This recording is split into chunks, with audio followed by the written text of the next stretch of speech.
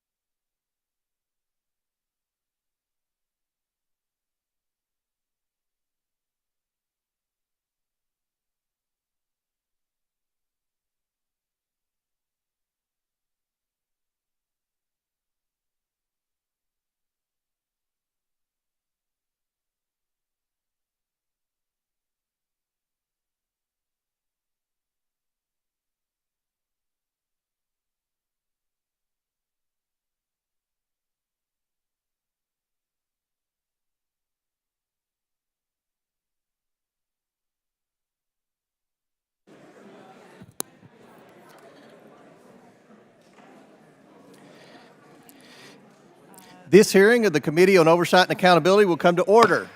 I want to welcome everyone here today. Without objection, the chair may declare a recess at any time.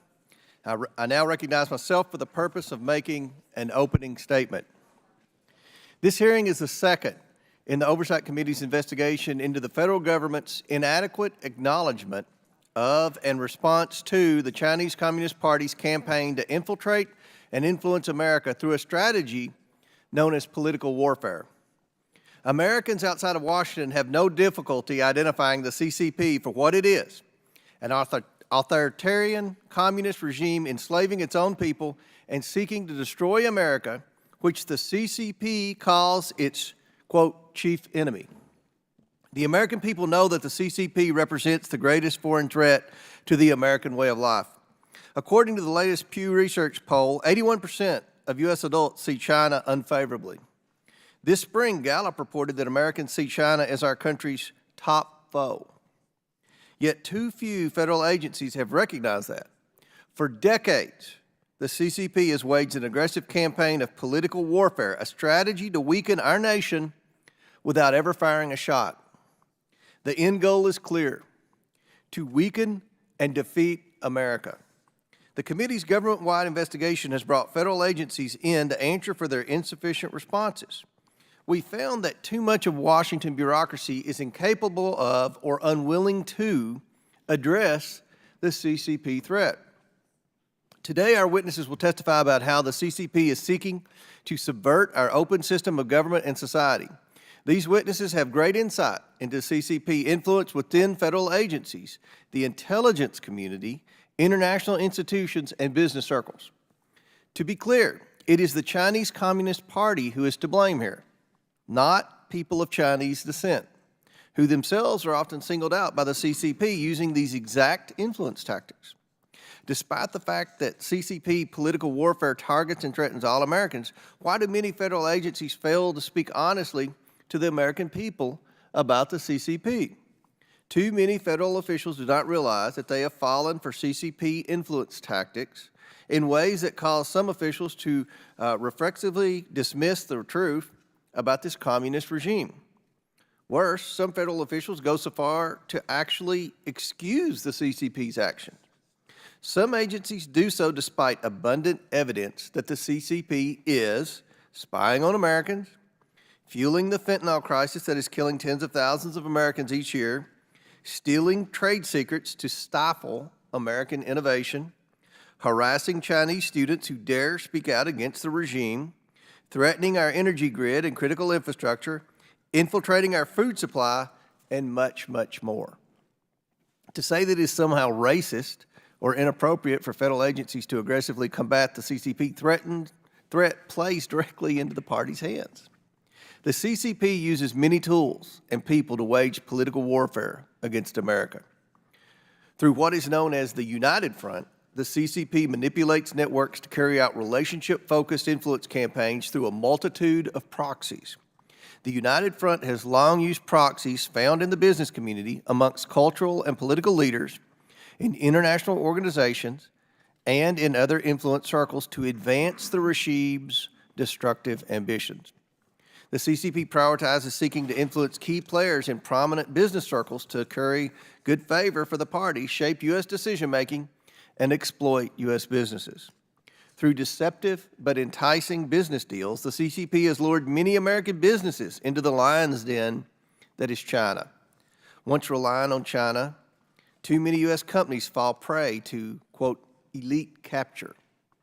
They may find that they feel they have little choice but to support CCP interests to the detriment of their own business and our nation. CCP elite capture tactics have also seeped into federal agencies, influencing their approach to China. Many federal officials, especially in the military and intelligence community, fell for the false CCP narrative of the so-called, quote, peaceful rise of China, and have yet to acknowledge their dereliction of duty. For too long, the courageous few who spoke out about the CCP threat were ignored, and some were silenced. Much of the American government seems to have forgotten that its purpose is to promote the interests of Americans. When federal officials transparently message to the public about the CCP threat, they should also help inspire and equip Americans to strengthen their communities, innovate, and create, which will secure a strong and prosperous future for our nation. A strong America can resist even the most aggressive communist political warfare. I thank the witnesses for appearing today and look forward to your testimony. I now yield to Ranking Member Raskin for his opening statement. Thank you, Mr. Chairman. Welcome to our witnesses. The majority has convened a hearing on defending America from the Chinese Communist Party's political warfare. This is paradoxical because our colleagues have spent the last 18 months spreading disinformation from Alexander Smirnov that Moscow and Beijing have clearly used as political warfare against America as part of their collapsed impeachment inquiry against President Biden. All over the world, from the autocrats in Moscow to the communist bureaucrats in mainland China to the theocrats in Saudi Arabia, the enemies of constitutional democracy and freedom seek to destabilize the American government. The tyrants of the world are targeting Joe Biden and promoting Donald Trump, who has fawningly described President Xi as a brilliant man, who has called Vladimir Putin a genius, and who has said he fell in love with Kim Jong-un. While Donald Trump has described President Xi as a very good man, China is in fact an authoritarian police state and violator of the human rights and civil liberties of hundreds of millions of people. President Xi has persecuted, incarcerated, and oppressed the Tibetans, the Uyghurs, and the people of Hong Kong and Taiwan. Xi has made common cause with his fellow tyrants, forming a no-limits alliance with Putin's Russia just a few weeks before Putin's illegal invasion of Ukraine in 2022. Beijing maintains a defense treaty with Pyongyang and is a key ally to Kim Jong-un, a third-generation dictator and communist monarch who presides over a totalitarian dungeon for his people. At our last hearing on the CCP's political warfare, Professor Tim Snyder explained how Chinese propaganda ploys have succeeded because certain American officials, including, sadly, some members of this committee, have parroted Russian and Chinese state disinformation. In The Atlantic, Ann Applebaum describes how the CCP's political propaganda against the U.S. both undermines American faith in our own political institutions and helps to consolidate domestic repression in China. As she puts it, quote, if people are naturally drawn to the image of human rights, to the language of democracy, to the dream of freedom, then those concepts have to be poisoned. That requires more than surveillance, more than close observation of the population, more than a political system that defends against liberal ideas. It also requires an offensive plan, a narrative that damages both the idea of democracy everywhere in the world and the tools to deliver it. Far from opposing these autocrats, Donald Trump has joined them in attacking our democracy by promoting utterly debunked claims of election fraud and orchestrating a lawless and violent campaign to overturn the legitimate results of the 2020 presidential election. He has openly stated his desire to pardon criminal insurrectionists and to rule as a dictator, using government not for the common good, but to pursue his political enemies and to enrich himself and his family. As president, Donald Trump received millions of dollars from the Chinese government and state-owned companies, to say nothing of the valuable trademarks Chinese authorities rushed to grant him and his family. In exchange, he opposed sanctions against Chinese telecom companies and banks, even when they threatened our national security. He assured President Xi that sending Uyghurs to forced labor camps was, quote, exactly the right thing to do, and that violently cracking down on pro-democracy protests in Hong Kong was acting very responsibly. He even tried to cancel military exercises with Japan and South Korea because China complained about it. While Donald Trump has proclaimed that he and Xi love each other, the Biden-Harris administration has responded forcefully to the political, security, and economic challenges posed by the CCP. As Secretary Blinken put it, the U.S. relationship with China is the biggest geopolitical test of this century. The Biden administration has shored up our democratic institutions to withstand attacks from autocrats and strengthen our alliances with democracies both in Europe and the Indo-Pacific. While Trump has said he would encourage Russia to, quote, do whatever the hell they want to any NATO member country that doesn't meet spending guidelines on defense, President Biden has established AUKUS, a security pact with Australia, the UK, and the US to help sustain peace in the Indo-Pacific. Domestically, bills championed by congressional Democrats and signed into law by President Biden, including the Inflation Reduction Act, the Bipartisan Infrastructure Law, and the CHIPS and Science Act, are investing in American workers and innovation, creating hundreds of thousands of manufacturing jobs here and establishing domestic supply chains in strategic industries. These are big wins, not just for our economy, but for our national security. President Trump has idolized and emulated dictators like Xi and Putin and worked to move our country towards authoritarianism and away from democracy and the rule of law. In stark contrast, the Biden-Harris administration recognizes that the key to outcompeting the People's Republic of China lies in defending the extraordinary journey of American democracy, the enduring strength of our international relationships, and the revitalization of our economic competitiveness. I look forward to exploring these themes with our expert witnesses, including our distinguished former colleague, Tom Malinowski. Thank you, Mr. Chairman. I yield back. I'm pleased to introduce our witnesses today. All witnesses are testifying in their personal capacities. Mary Kissel, did I pronounce that right? Kissel. Hey, okay. Is the Executive Vice President and Senior Policy Advisor at a financial services firm where she provides advice on macroeconomic trends and geopolitical risk. Prior to this role, she served as the Senior Advisor to the U.S. Secretary of State, Mike Pompeo. Before joining the State Department, Ms. Kissel spent 14 years on the Wall Street Journal editorial board as Chief Foreign Policy Commentator in New York and editorial page editor for Asia Pacific, based in Hong Kong. Captain James Fanell is a retired U.S. Navy captain. He worked as a naval intelligence officer specializing in Indo-Pacific affairs for almost 30 years. Most recently, he served as the Director of Intelligence and Information Operations for the U.S. Pacific Fleet. Throughout his career in the Navy, he served in an unprecedented series of afloat and offshore, ashore assignments focused on China. He was also a founding member of the Committee on Present Danger China. He is currently a government fellow with the Geneva Center for Security Policy. Eric Bethl is a former U.S. Executive Director at the World Bank, where he participated in the analysis and development of over $100 billion of capital in the developing world. He is currently a partner at a venture capital fund focused on maritime sustainability. Prior to these roles, Mr. Bethl worked as an investment banker and private equity professional focused on developing markets and served as managing partner of Sino-Latin Capital and managing director of China Vest in Shanghai, China. Former Congressman Malinowski served 2 terms in the U.S. House of Representatives on behalf of New Jersey's 7th Congressional District. While in Congress, he was Vice Chairman of the House Foreign Affairs Committee and a member of the Transportation and Infrastructure and Homeland Security Committees. Since leaving Congress, he has been a senior fellow at the John McCain Institute and serves on the boards of Radio Free Europe and Refugees International. Prior to Congress, he served as President Obama's Assistant Secretary of State for Democracy, Human Rights, and Labor, among other roles. Pursuant to Committee Rule 9G, the witnesses will please stand and raise their right hand. Do you solemnly swear or affirm to tell the truth, that the testimony that you are about to give is the truth, the whole truth, and nothing but the truth, so help you God? Let the record show that the witness has answered in the affirmative. Thank you, and you all may take a seat. We appreciate you being here today and look forward to your testimony.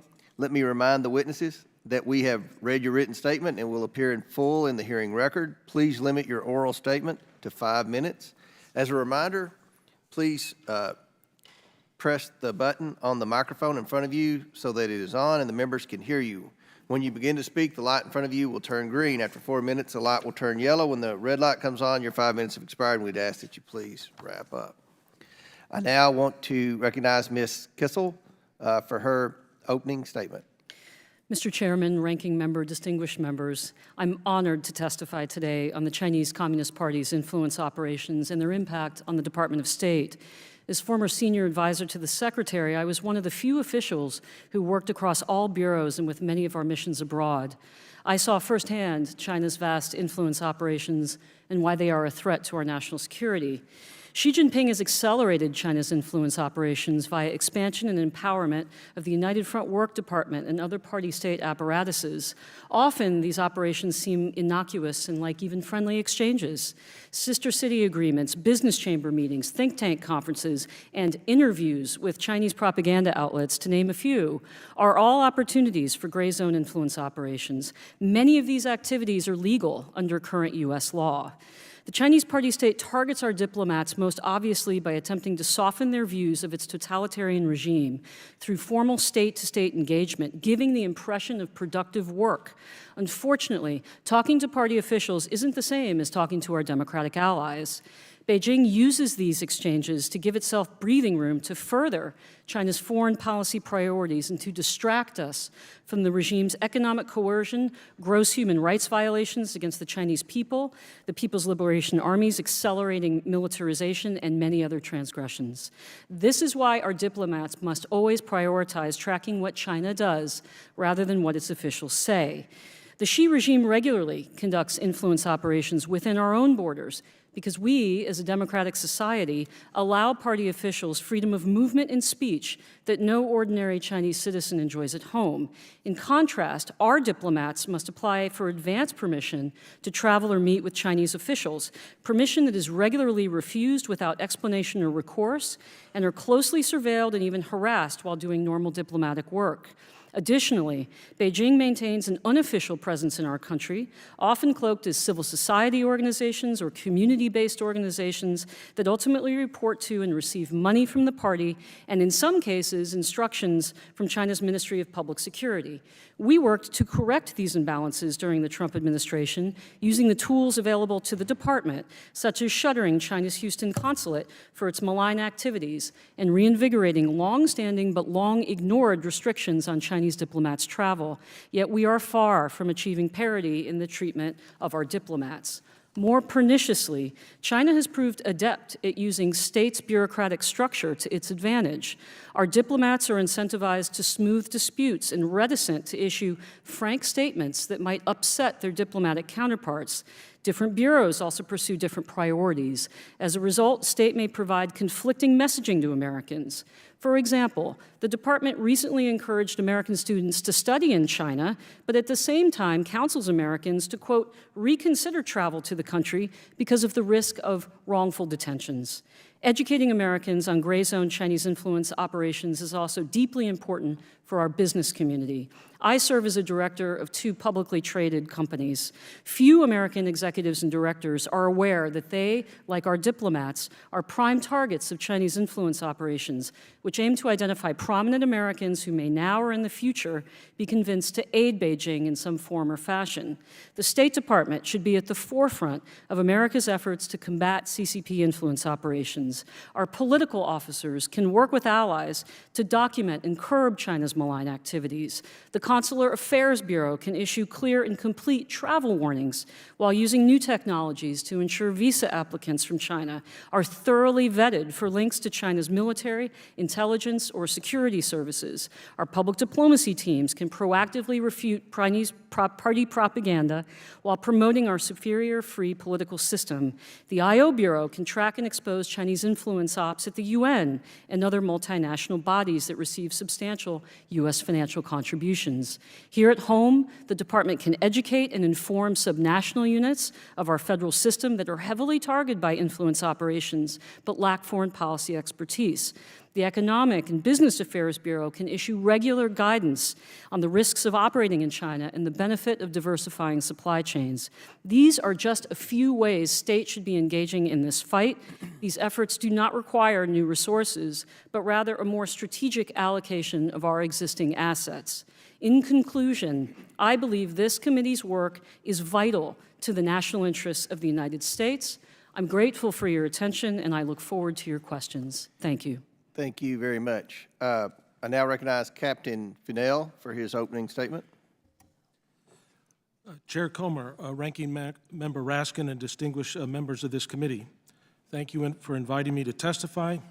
China's political warfare poses an existential threat to America, a threat that we've ignored for far too long. My focus today will be on how our government was so easily co-opted and deceived, as well as how senior officials ignored valid indications and warning and failed to forcefully alert decision makers. Their failure over decades undermined America's ability to build a national security strategy to defend against the PRC's ongoing political warfare. Through such tactics as elite capture, psychological warfare, deception, disinformation, and propaganda, the Chinese Communist Party misled and enculturated our government as well as other American elites. Out of fear of provoking Beijing, these elites blindly promoted the engagement strategy, which was in effect an appeasement strategy. The result, as a matter of national policy, the U.S. chose both to ignore and abet the PRC's unrestricted warfare against America. In particular, the intelligence community and the Department of Defense were deceived into buying the lie of China's peaceful rise, and thereby failed to fulfill their most basic function in our government. As a result, senior U.S. leaders unilaterally disarmed, psychologically, intellectually, militarily, despite clear evidence that the PRC's rise was anything but peaceful. These leaders failed to understand that since its inception, the Chinese Communist Party has classified America as its main enemy.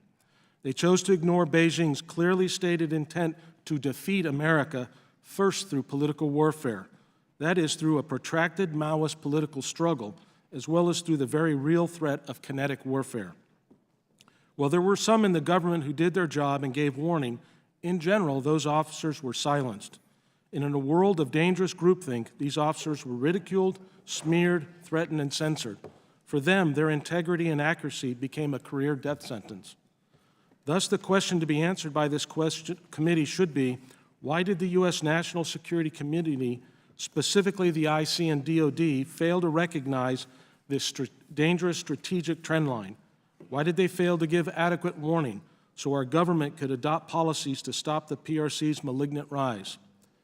Just as has been done before, Congress must compel the IC and DOD to explain this failure. The most important steps must be to understand how it happened, and as such, Congress must demand accountability.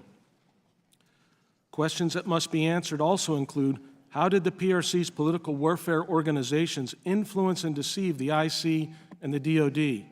What multiple failures occurred? Why were these failures not corrected internally? What assumptions and biases existed that colored IC and DOD reporting on China? As well as who understood the threat but was ignored or punishment for their accurate assessments? My written testimony provides 7 recommendations for you to use to address this clear and present danger. Today, I will focus on just one, that the executive branch and Congress must admit that the U.S. national security community failed. These officials inherit a post-World War II Pax Americana, a position of overwhelming military and political dominance, and they squandered it. Admission of failure is the most important first step in establishing accountability and, more importantly, fixing the problem. Finally, I remain extremely concerned that our national defense today continues to be degraded by those who favor unconstrained and unaccountable engagement with the Chinese Communist Party, despite the overwhelming evidence of the PRC's malicious intentions and their lethal capabilities. Just as America must rapidly build the platforms and weapons necessary to deter and defeat the PLA, The U.S. government must also fight the PRC's political warfare operations, which have so badly subverted America's defenses. This must be done immediately.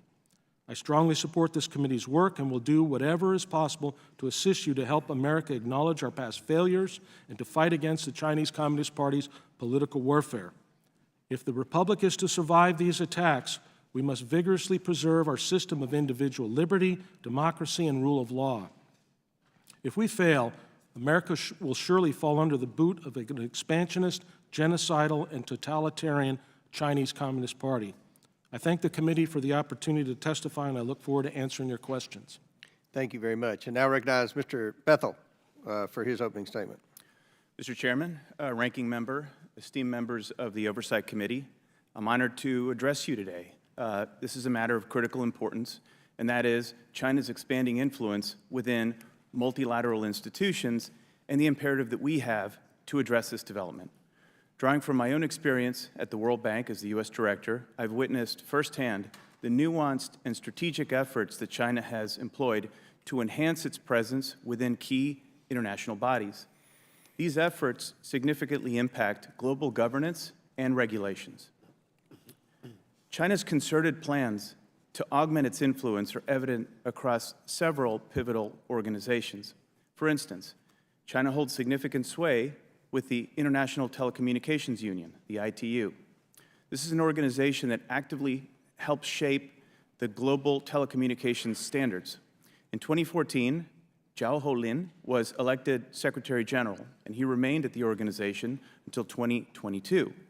During his tenure, China leveraged its influence at this organization to support companies such as Huawei and ZTE. Meanwhile, at the United Nations Industrial Development Organization, UNIDO, they exemplify China's strategic alignment of multilateral initiatives with their domestic agenda. UNIDO was initially established to promote the industrialization of the developing world. In 2013, Chinese Communist Party member Li Yong became executive director, and during his 8-year term, China seamlessly integrated UNIDO with the Belt and Road Initiative, otherwise known as the BRI. The UNIDO endorsement not only enhanced China's credibility, but it also extended their economic and strategic reach globally, leveraging other multilateral platforms to further their national interests. The CCP's involvement in the International Civil Aviation Organization has also been concerning, particularly regarding the establishment of air navigation and safety standards. Liu Fang led the organization from 2015 to 2021. During her tenure, the ICAO came under fire for denying Taiwan access to participation in crisis coordination efforts during COVID, and then attempting to silence criticism on Twitter. China's ascendancy extends far beyond these examples. I don't have enough time to go through them. Its influence permeates other critical multilateral bodies, including the 15 principal agencies of the United Nations, where Chinese deputies hold influential positions. The implications of China's influence within these institutions are profound. They extend beyond mere representation to shaping global engagement, rules, regulations, and standards. China's involvement in the ITU, for instance, impacts global telecommunication standards, with significant ramifications for technology and innovation worldwide. Similarly, its influence at UNIDO and other international bodies reflects its efforts to align multilateral initiatives with China's foreign policy agendas, such as the Belt and Road. As China continues to assert its influence in multilateral institutions, it's imperative for the international community, including the United States, to respond effectively. Failure to address this issue could result in a significant shift in global governance dynamics. And this is going to have far-reaching effects for international cooperation, the rules-based order, and the promotion of democratic values. During my tenure at the World Bank, I observed firsthand the critical importance of maintaining the integrity and impartiality of multilateral institutions. Ensuring that these organizations serve the collective interests of the international community is paramount. We should develop a comprehensive strategy to safeguard these institutions from undue influence and ensure that they remain effective in promoting global development and stability. In conclusion, I urge the committee to recognize the urgency of addressing China's expanding influence within multilateral institutions. It's essential to develop a comprehensive strategy to safeguard the integrity, the impartiality, and the effectiveness of these organizations, so that we can ensure that they serve the collective interests of the international community. Thank you for your attention to this pressing matter. Thank you very much. I now recognize Congressman Malinowski for his opening statement. Thank you, Mr. Chairman. Mr. Raskin, it's great to be back with you. As we focus on America's vulnerabilities today, I'd like us to remember our strengths. America has the strongest economy in the world. China is struggling. We have allies. China has none. We're a democracy with ideas that people everywhere find attractive. China is the opposite. Everyone wants to come to America. No one wants to emigrate to China. In fact, they are losing their best and brightest people to us. All that said, a CCP-led China does pose a growing political, military, and economic threat to the United States, and CCP political warfare in America is part of that picture. But it's essential to remember what China is trying to accomplish, the ends as well as the means, which are to amplify our divisions and to create political paralysis so that we squander our strengths so that our government cannot act to meet our challenges. So how do we beat that?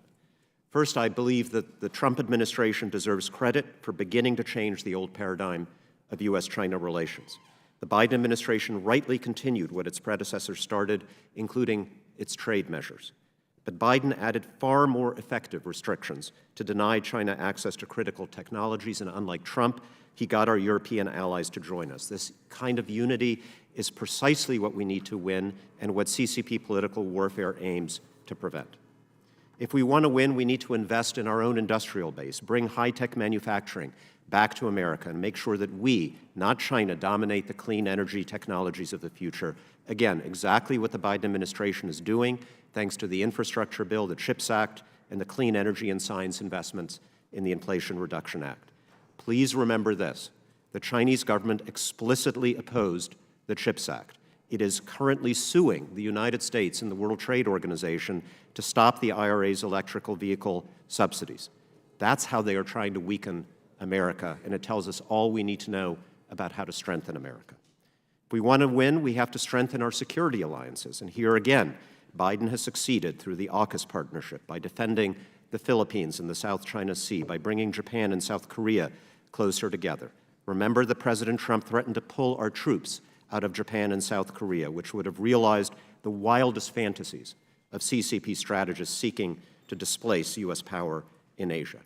And President Biden has also been right to heed the advice of our friends in Taiwan by helping Ukraine. The CCP wants Putin to win in Ukraine. It was obviously happy to see the National Security Supplemental with its funding for both Taiwan and Ukraine held up for so many months. Passing that bill was another defeat for CCP political warfare.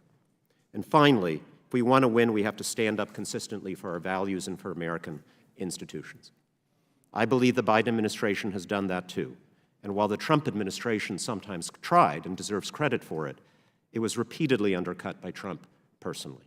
You don't win a contest of ideas with the CCP under a leader who says, as President Trump did, that Xi Jinping is, quote, smart, brilliant, everything perfect, because he, quote, runs 1.4 billion people with an iron fist. And finally, please remember this. One of the goals of CCP political warfare is to discredit the United States and our democracy. I went up against them many times as a diplomat.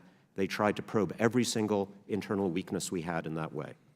We're not going to rebut CCP propaganda about us if we have leaders in our own country who say that America's elections are rigged, that our free press is the enemy of the people, that our independent judiciary is corrupt, that we have political prisoners in America, that it is America's fault that Russia invaded Ukraine, and so on and so on. If you're a CCP propagandist trying to disparage America and you hear stuff like that, you don't have to invent your own material anymore. All you have to do is retweet the Americans who say it. Now, there's a lot that Democrats and Republicans can do together to combat CCP political warfare inside our country. I agree with much of the picture that you painted, Mr. Chairman. There's bipartisan legislation in this Congress and previous Congresses that should be taken up that I hope we have a chance to talk about today to deal with some of those specific concerns. But above all, I hope we'll keep in mind what China wants us to do to ourselves, to stop believing and investing in our country and to stop leading the world. And then we should do the exact opposite. Thank you, and I look forward to your questions. Thank you. Votes have just been called. There are just 2 votes, and the Speaker's office has sent out a notice that they're not going to hold these votes open as long as they have been. So we're going to recess for approximately, until approximately 10 minutes.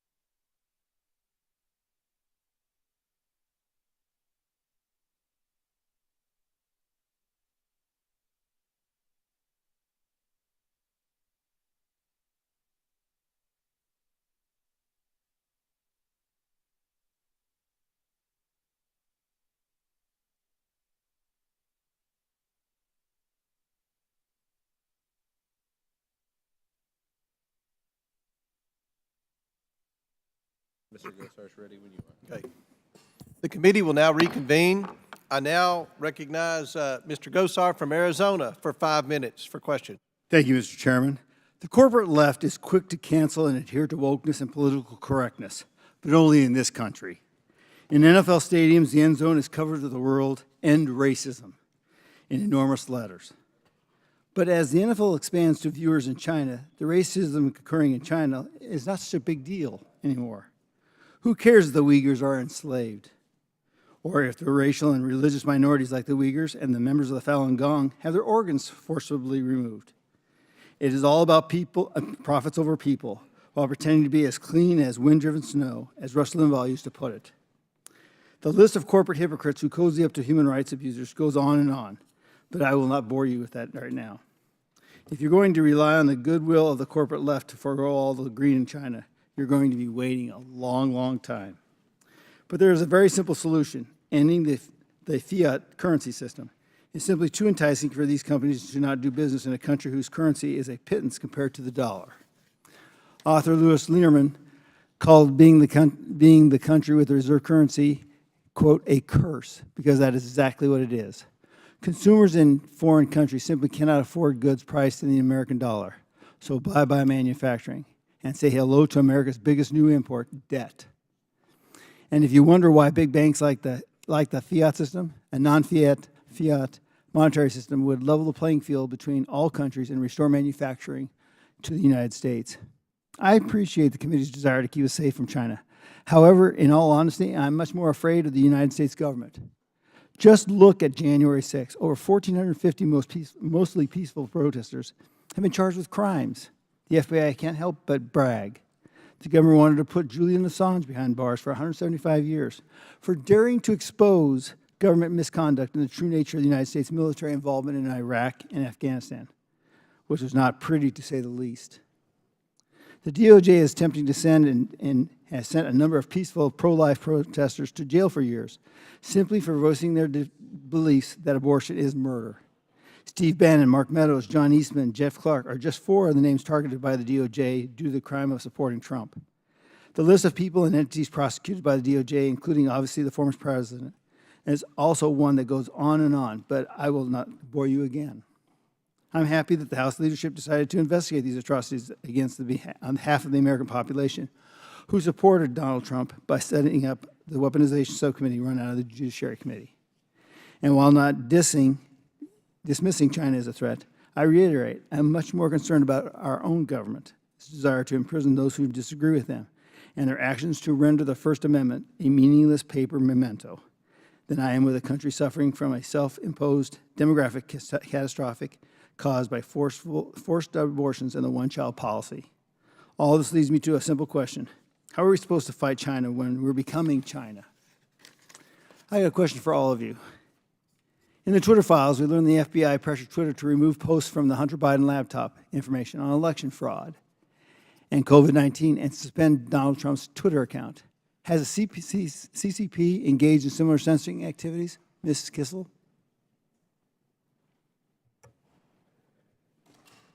Thank you for your question, sir. I don't think that it's accurate to compare the United States, the world's most vigorous democracy, to a totalitarian Marxist-Leninist regime that is committing crimes against humanity and genocide. I'm here today to talk about what I believe to be a nonpartisan issue, which is the extraordinarily serious threat that the United States and American citizens here and abroad face from the Chinese Communist Party. And I strongly believe that this threat is differentiated from the threat that we faced during the Cold War, where they were over there and we were over here.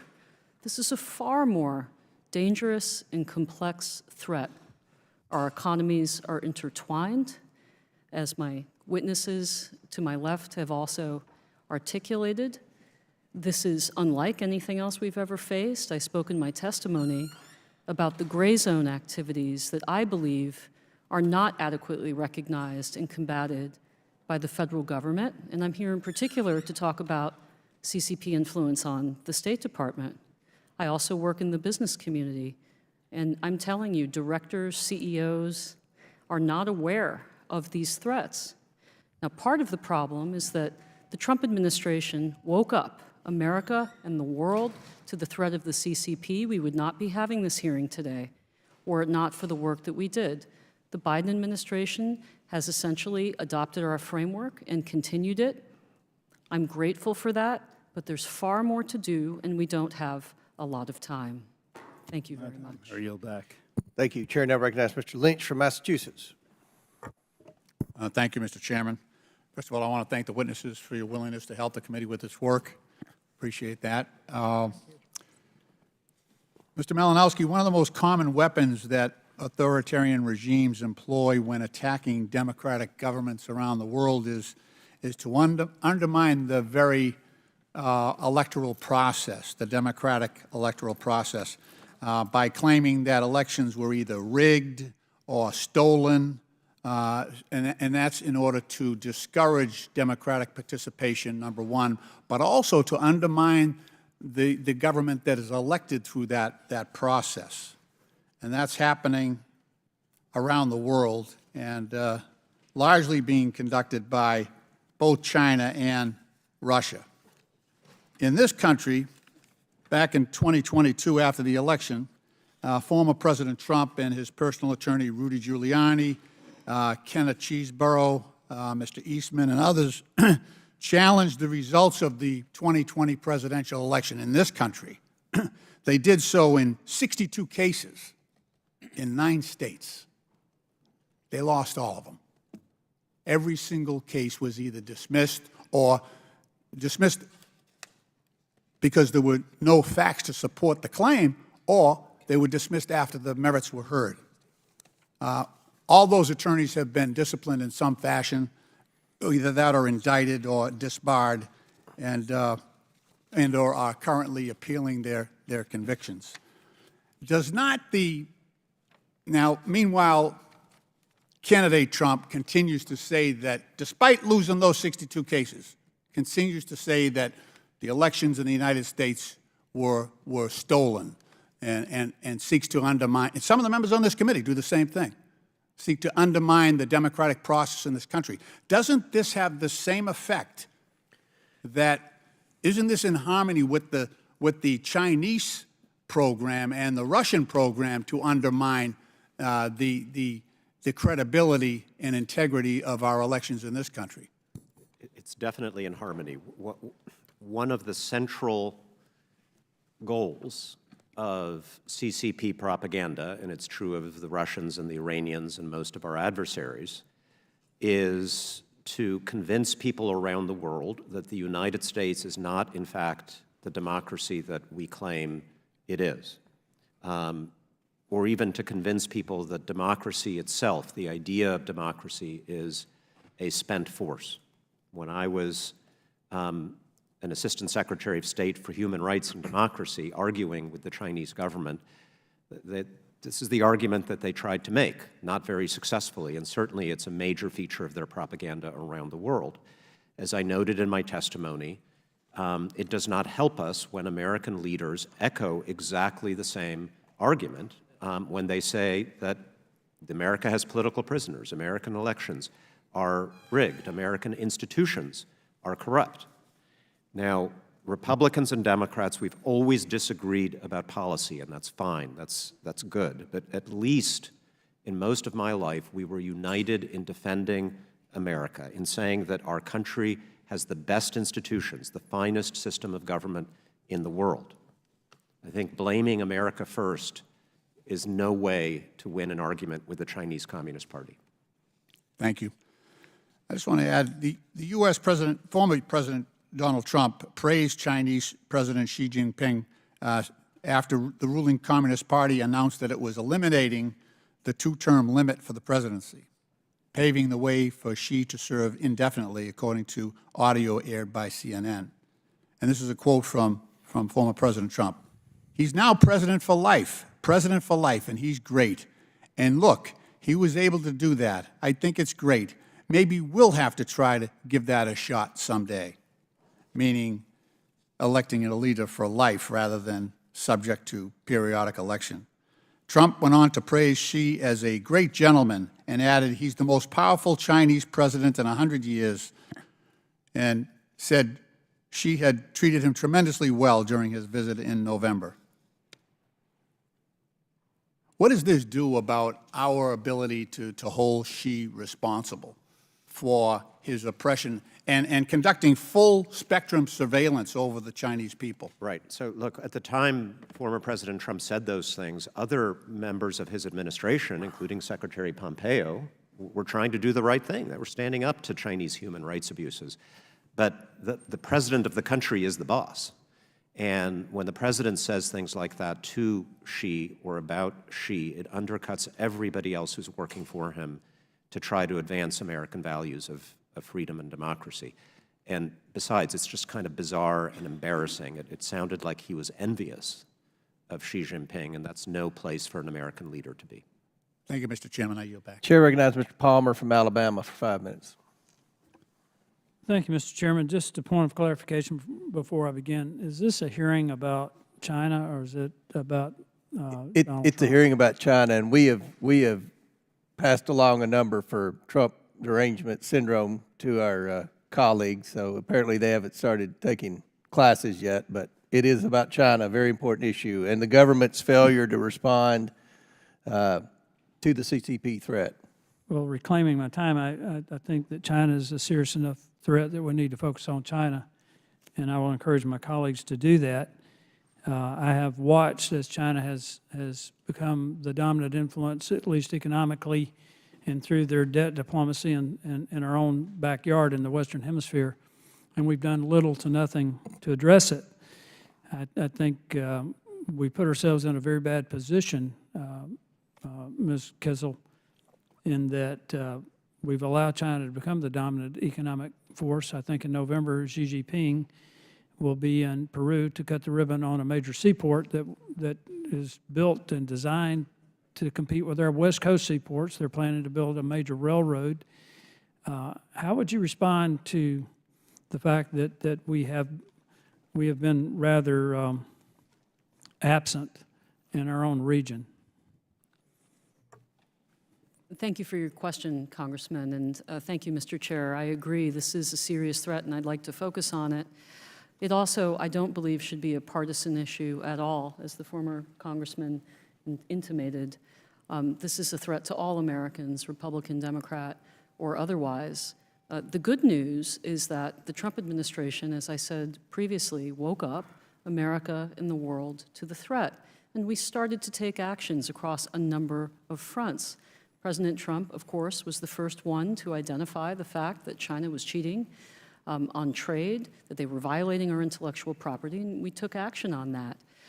Under Secretary Pompeo, who I worked for at the State Department, we declared crimes against humanity and genocide, that China was committing these actions against the Uyghurs, the Hui, and other people. We did a number of other important initiatives. We went around the world and we convinced many, many nations to get rid of Huawei from their telecommunications networks. We worked to probe what was going on at the WHO and what happened with COVID, which we now know came from a lab in Wuhan. And like if I may interrupt. Correct. But we also— If I may interrupt. Yes, sir. When the Trump administration took action against China in regard to the spread of COVID, I think my colleagues across the aisle referred to him as a xenophobe. Well, again, I'd rather this not be a partisan hearing because I believe the threat is too grave to engage in that today. If I want to continue this dialogue, but I only have a couple of minutes left, and I want to talk about China's debt diplomacy. We know Pakistan, Kenya, Zambia, and Sri Lanka already, Laos, Mongolia, are all under tremendous pressure. We just saw what happened a couple of days ago in Kenya when the government there is trying to raise taxes just to pay their debt. I think Zambia and Sri Lanka defaulted on their debt. And that we're seeing this happen all over the world. It's not just sub-Saharan Africa, and it's happening in South America as well. Well, again, the good news is that at least U.S. investors, U.S. businesses are waking up. Look at the numbers of foreign direct investment into China. It's falling off a cliff. And if you go and you talk to our Latin American partners, our African partners, they want to do business with American companies. And I believe that the State Department could play a very constructive role in reaching out to these partners, partnering with U.S. business and saying, okay, where can we come in and compete and win? Because these nations don't want Chinese workers coming in, taking their jobs. They don't want dirty money floating around their economy and their system further corrupted. They want to do business with us. So there's a lot of room here for the U.S. State Department to play a positive role. My fear, Congressman, is that we don't have the time that we had during the Cold War. We had decades to argue amongst ourselves, Republicans and Democrats, about the best way, right, to combat the Soviet threat. I don't believe that we have that time with Communist China today, and that's, again, why I'm so glad that Congress is taking this threat seriously and having these hearings. We need to talk about it. We need to talk about their military buildup in particular. There are experts on this panel. I've only got a few seconds. I think we also need to talk about how complicit we've been in helping build out their Navy and other military assets, how we have been lackadaisical in protecting our intellectual property, and just have not taken seriously the China threat. And again, Mr. Chairman, I think we need to take a long, hard look at what's happening in our own hemisphere, and that's something that I'm working on as a Western Hemisphere alliance, because China, contrary to what some of my colleagues think about other issues, China is the existential threat, and I think businesses are waking up to that. We also need to wake up to the fact, though, that there are other countries around the world need us to engage and engage intelligently in this. And I appreciate every member of the panel here. I'm sorry I didn't get a chance to address the rest of you, and Tom, good to see you. But this is the existential threat facing our country, and I yield back. Very good. Chair now recognizes Ms. Brown from Ohio. Thank you, Mr. Chairman. As a member of the Select Committee on the Strategic Competition between the United States and the Chinese Communist Party, I have spent much of this Congress analyzing and evaluating the threat posed by the Chinese Communist Party's rising influence.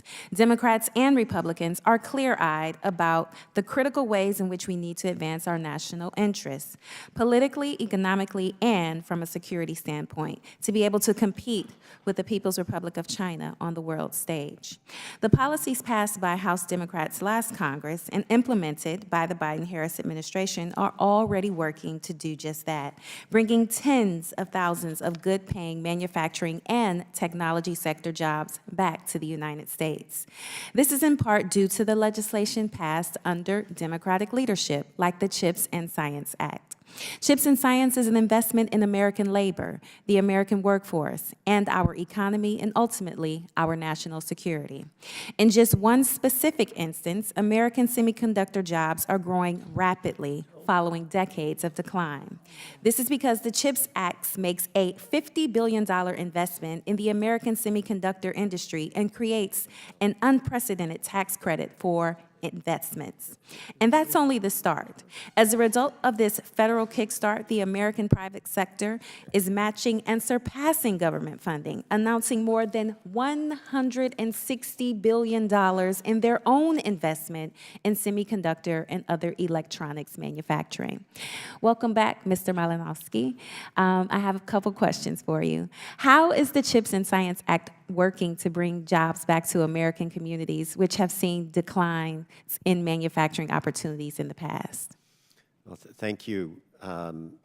Thank you, Ms. Brown. I think you put it very, very well. I mean, we are reinvesting in America. We're reinvesting in American manufacturing. When I was first running for Congress, most people thought we would never become the manufacturing country that we used to be, and we are becoming that country again. This is obviously good for American workers. It's good for our economy, but in the context of this hearing, we have to consider how much it helps us in the strategic competition with China. And keep in mind, in addition to the CHIPS Act, which is investing in semiconductor manufacturing in the United States, the Biden administration has imposed devastatingly tough restrictions on the export of microchip technology to China. not just from the United States, but enlisting countries like Japan and the Netherlands, which are the main manufacturers of the machines that make high-end microchips, semiconductors. And between the positive investments and the sanctions, if you will, the United States is racing ahead and China is falling behind. As I mentioned in my opening testimony, China explicitly, the Chinese government explicitly opposed passage of the CHIPS Act by the U.S. Congress for all of those reasons. They understand what their national interests are, and I think there are lessons for us in that about how we should invest in our country in the future. Thank you.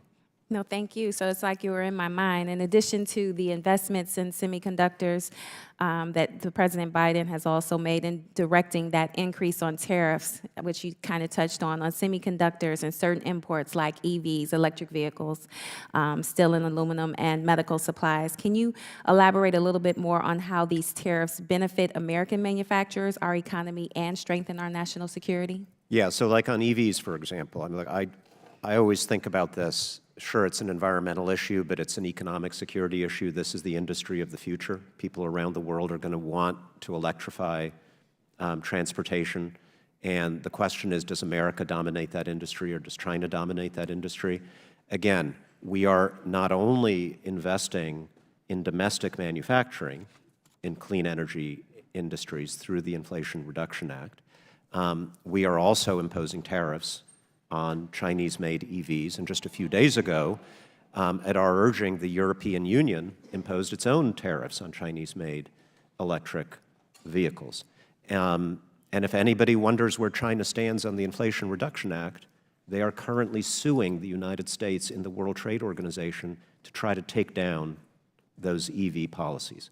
So whatever we may think of it, it's absolutely clear where China stands. They want us to stop doing this because it hurts them. Thank you again. These strategic tariffs directed by the President are helping to combat the unfair trade practices of the Chinese Communist Party. They are a win for American workers and manufacturers, bringing even more jobs, opportunities, and security back to the United States. President Biden knows what so many of us in Ohio and other manufacturing states know. Bringing jobs, opportunities, and technology back to the United States is the best way for us to compete economically with the Chinese Communist Party. In doing so, we are supporting manufacturers, large and small, lifting communities out of poverty, and strengthening our national security. Thank you, Mr. Chairman. Chair now recognizes the gentleman from Pennsylvania, Mr. Perry, for 5 minutes for his questions.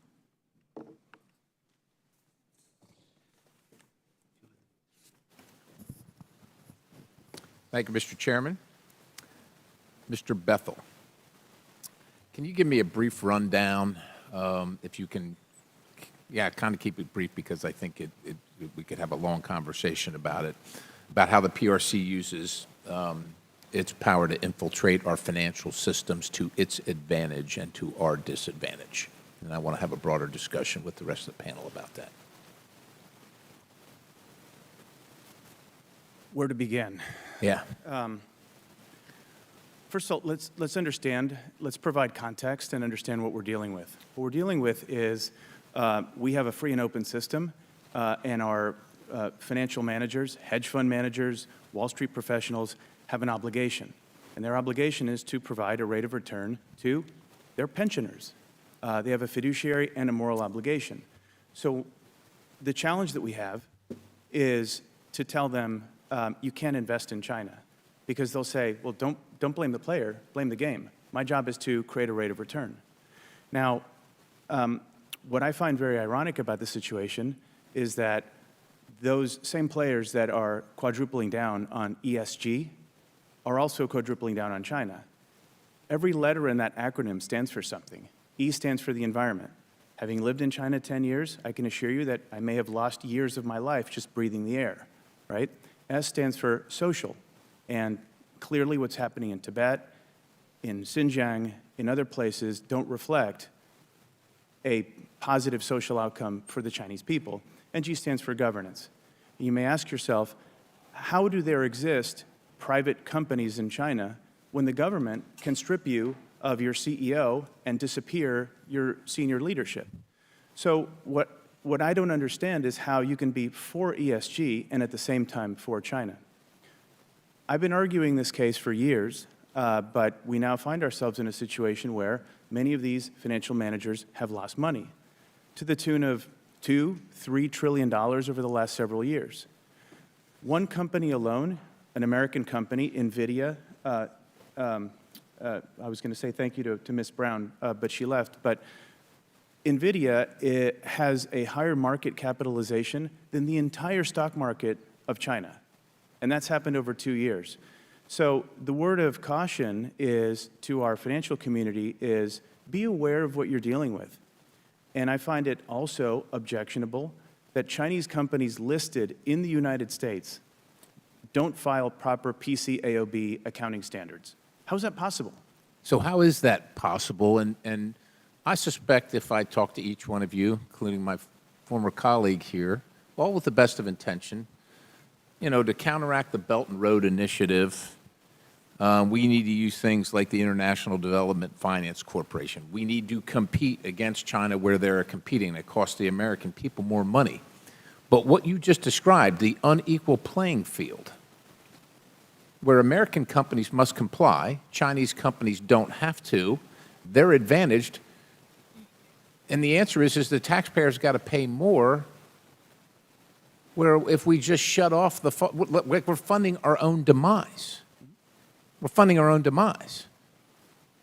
Ms. Kissel, I'm sure you have plenty of examples. Captain, I don't know if that's your wheelhouse, no pun intended, but I'd love to hear your thoughts on that, because I feel like there's an answer right in front of us, which is relatively inexpensive from an output, right? It's going to cost everybody something, right, if you're not getting cheap Chinese goods. But we're going to take the cheap Chinese goods while allowing them to abuse our system, and which they literally finance their operation, that we're asking our American taxpayers to then finance the opposition, which is ridiculous.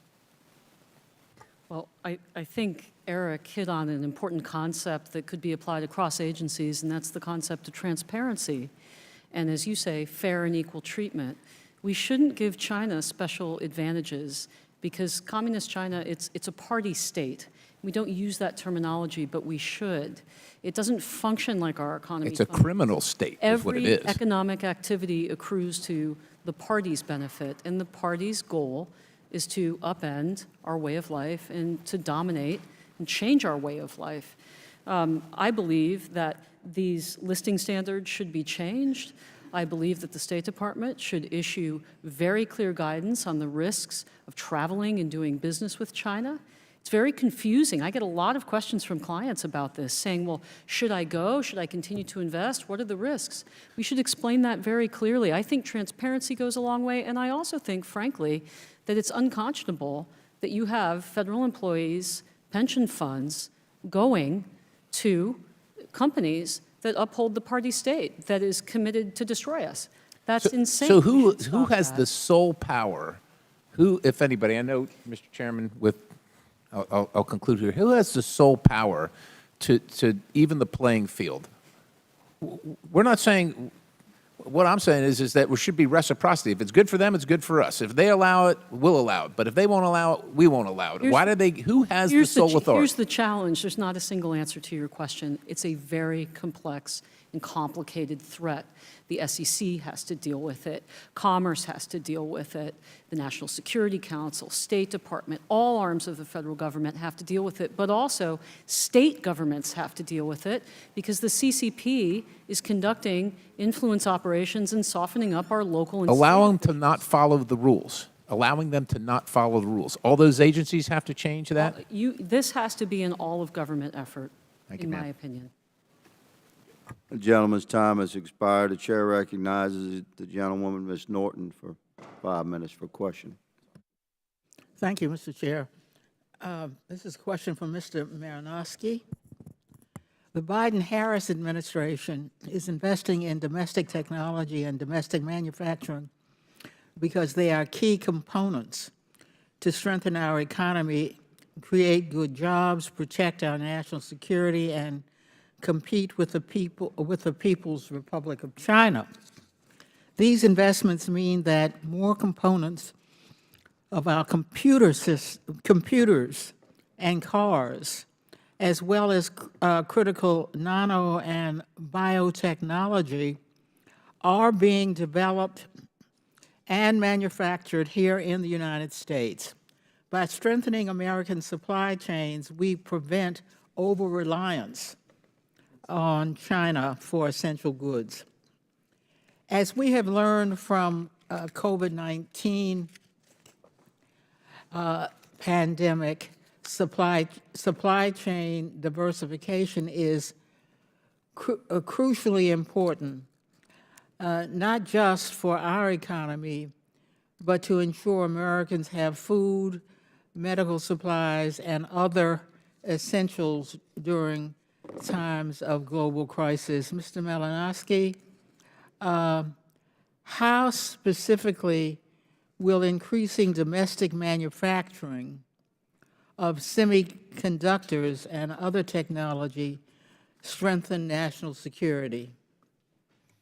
Thank you. I will repeat myself as often as necessary on this point, Congresswoman Norton. Bringing advanced manufacturing away from China to the United States and to our allies is absolutely essential to our national security, in part because these advanced technologies are critical to China's military development, and for many, many other reasons. We are doing that in ways that are, I think, very surprising to the Chinese Communist Party. One reason why Xi Jinping expressed confidence when he launched on his current path several years ago was that he believed the United States was in decline, both politically and economically. He did not believe that we would come together as we have to invest in our infrastructure, to invest in critical technologies and advanced manufacturing. And so politically, from the standpoint of our morale and his morale, it's also very important that we're doing this.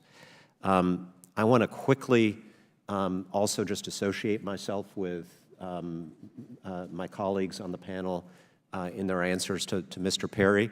I enjoy the rare moments when I can agree with Mr. Perry. It didn't happen often when I was here, but we both enjoyed it when it happened. I agree with their analysis. I agree with their recommendations. I think the only way in which I would part a little bit is that I just think the United States of America is doing better across the board right now on all these fronts. I don't think we're on the verge of somehow being defeated or overrun by China. Foreign direct investment in China, as a result of policies that were begun in the Trump administration, continued under Biden, declined by 82% in just the last year. Think about that, 82%. They are reeling because we are finally waking up to the threat and doing things that are effective on a bipartisan basis. And my plea to you is don't stop doing those things. Since 2021, the Biden-Harris administration has created hundreds of thousands of new manufacturing jobs in the United States through the CHIPS and Science Act. The Biden-Harris administration is making significant investments in domestic manufacturing of batteries and electric vehicle components, which simultaneously reduces dependence on the PRC and helps reduce dependence on fossil fuels by making electric vehicles more accessible to Americans when they make a choice about what type of car to buy. Through the Inflation Reduction Act and the bipartisan infrastructure law, every congressional district in America is benefiting from federal funding for sustainable battery manufacturing. Mr. Malinowski, how are these investments key to competing with the People's Republic of China? Well, I have 2 seconds, so I'll just say that the People's Republic of China, their government, opposed us making every single one of those investments because they understand that they're good for America and bad for their designs on America. China controls over 80% of certain segments of the EV battery supply chain. Investing in the domestic battery supply chain and building a sufficient domestic industrial base is within is a win-win. The Biden-Harris administration is enhancing our resiliency, strengthening our national security, and creating jobs. I yield back, Mr. Chairman. Chair now recognizes Dr. Fox from North Carolina. Thank you, Mr. Chairman. I thank our witnesses for being here today. Nice to see you, Tom. We know that the Chinese Communist Party seeks to influence and undermine the U.S. economy in countless ways, and I appreciate what you all have said. This is felt in nearly all industries, including our domestic textile industry, which is being flooded with fraudulent products that undercut U.S. manufacturers, its workforce, and the legitimate players in the market. To stop the CCP's shameful use of forced labor in the Xinjiang region, Congress passed the Uyghur Forced Labor Prevention Act in 2021. This law is designed to prevent goods manufactured in the Xinjiang region from entering the U.S. because they're presumed to be made with forced labor. Since 2021, Mr. Bethl, are you aware that the CCP continues to use forced labor to exploit its own people and undermine the U.S. economy, especially the textile industry? Yes? Yes, okay, good. Make it easy for you. Yeah, Mr. Farrell. Yes, ma'am. Everything that I see in the reporting suggests that that's still going on. Ms. Kissel. Yes, and we shouldn't forget this is a totalitarian regime. None of the citizens, the ordinary Chinese people, enjoy the rights and freedoms. So while we recognize the crimes against humanity and genocide in Xinjiang, we should also recognize that the people of Hong Kong, Macau, and the rest of mainland China also suffer under the jackboot of the Chinese Communist Party. Yes. We've heard that many Chinese companies exploit the de minimis tariff exemption to avoid tariffs, inspections, and continue importing goods from the Xinjiang region that are prohibited under the Uyghur Forced Labor Prevention Act. Mr. Bethl, can you speak to how this exemption is being exploited by the CCP? Sure. Before I do, let's contextualize what we're dealing with. China has ethnic minorities. They're called the Uyghurs, okay? And China has taken these ethnic minorities and put them in concentration camps. How are we allowing this? And how is the world not waking up to this? This is atrocious. Anyway, to answer your point, it's very easy for Chinese companies to circumvent the anti-dumping and forced labor bill by simply going to other countries. So, in other words, if China can export goods and materials to, say, Mexico or a CAFTA country that can, and Mexico can assemble them, they can get them into the U.S. through NAFTA.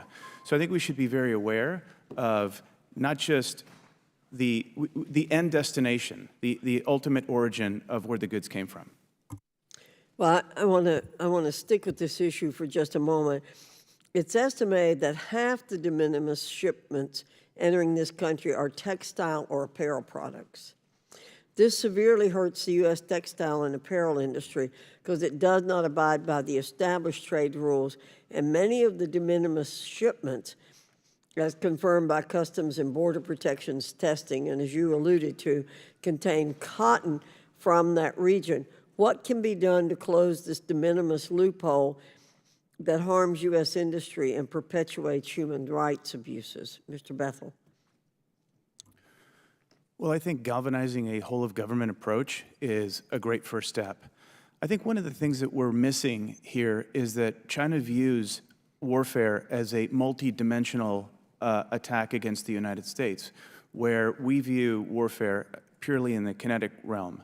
So I saw that Jim had this book here called Unrestricted Warfare, which is written by 2 PLA colonels, in which they claim that you can attack the United States diplomatically through science and culture and education, science and technology, data, space, trade, and it's all interconnected. So I think taking a whole-of-government approach and understanding that this can't be solved by one agency, but rather by many agencies, I think that's probably the smart approach. Thank you.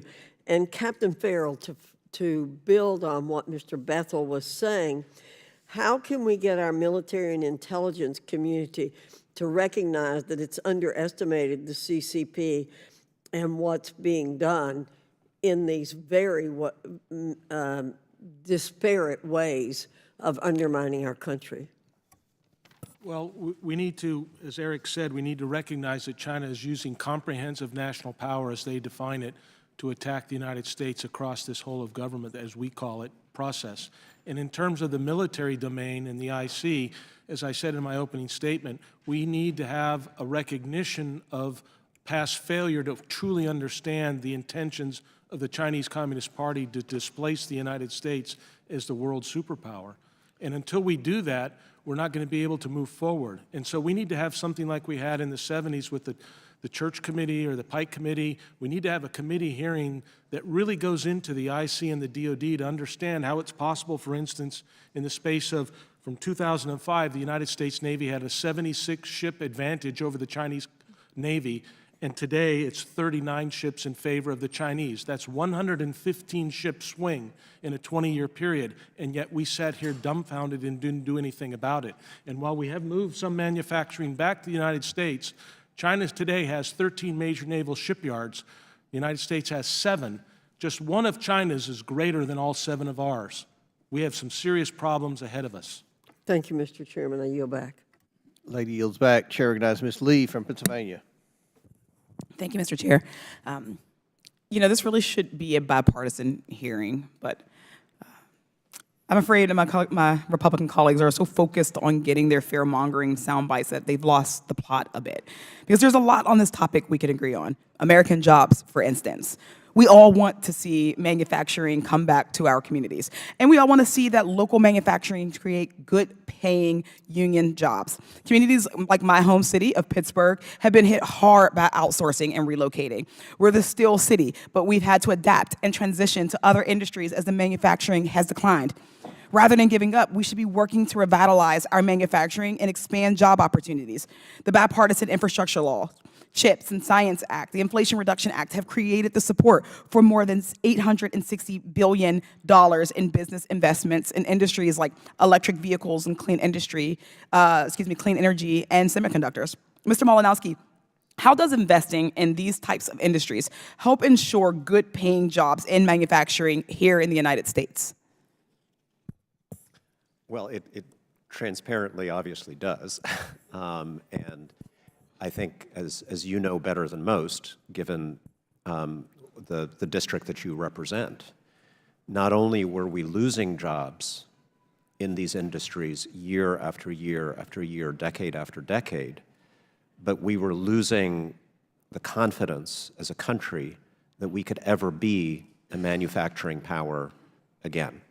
And if you look at what Chinese strategists and propagandists were saying about the United States, they too were dismissive of the possibility that the United States would become that kind of manufacturing country again. So the fact that we have come together and made the decision we are going to do it and demonstrated that it's possible in the way that we have in the last couple of years, not only is great for jobs and for families getting money in their pocketbooks, it's also, I think, great politically and from a morale standpoint for our national confidence. And it shows China that we are not to be trifled with. Thank you for that. Staying on those particular sectors, those types of industries, what are some of the long-term benefits of developing these jobs in our communities? Aside from the morale boost, but for the communities themselves. Well, they're better paying jobs than they're highly skilled, better paying jobs than existed before. So there's a dignity benefit that I think should be very important to all of us. There is a huge benefit to our national security because many of these industries are critical to our military modernization, and therefore, for national security reasons, it's important that this manufacturing happen either in the United States or on the soil of our closest democratic allies. So, you know, the benefits are infinite, the drawbacks are zero, And I keep coming back to China explicitly did not want us to do this, and that tells us everything. Thank you. Of course, this is just the start, right? Workforce hubs and communities around the country, including Pittsburgh, are creating job training programs to ensure these investments translate into pipelines for good-paying jobs in communities that have been left behind. Through this program, the administration has invested almost $450 million to expand registered apprenticeship and pre-apprenticeships, which has supported the education and training needs of more than 1 million Americans. Already, these investments have created nearly 800,000 manufacturing jobs here in the United States and doubled new factory construction. But to better understand the full problem, I think we also need to ask, how do we get here and how do we keep moving forward? Mr. Malinowski, what are some of the challenges to remaining competitive against China and keeping our manufacturing workforce in the United States? Workforce is the key. We're investing in manufacturing, we're investing in science. We have 8 million unfilled job openings in the United States right now. How do we solve that? We need workforce training. We need to invest in community colleges, which train young people directly for these jobs.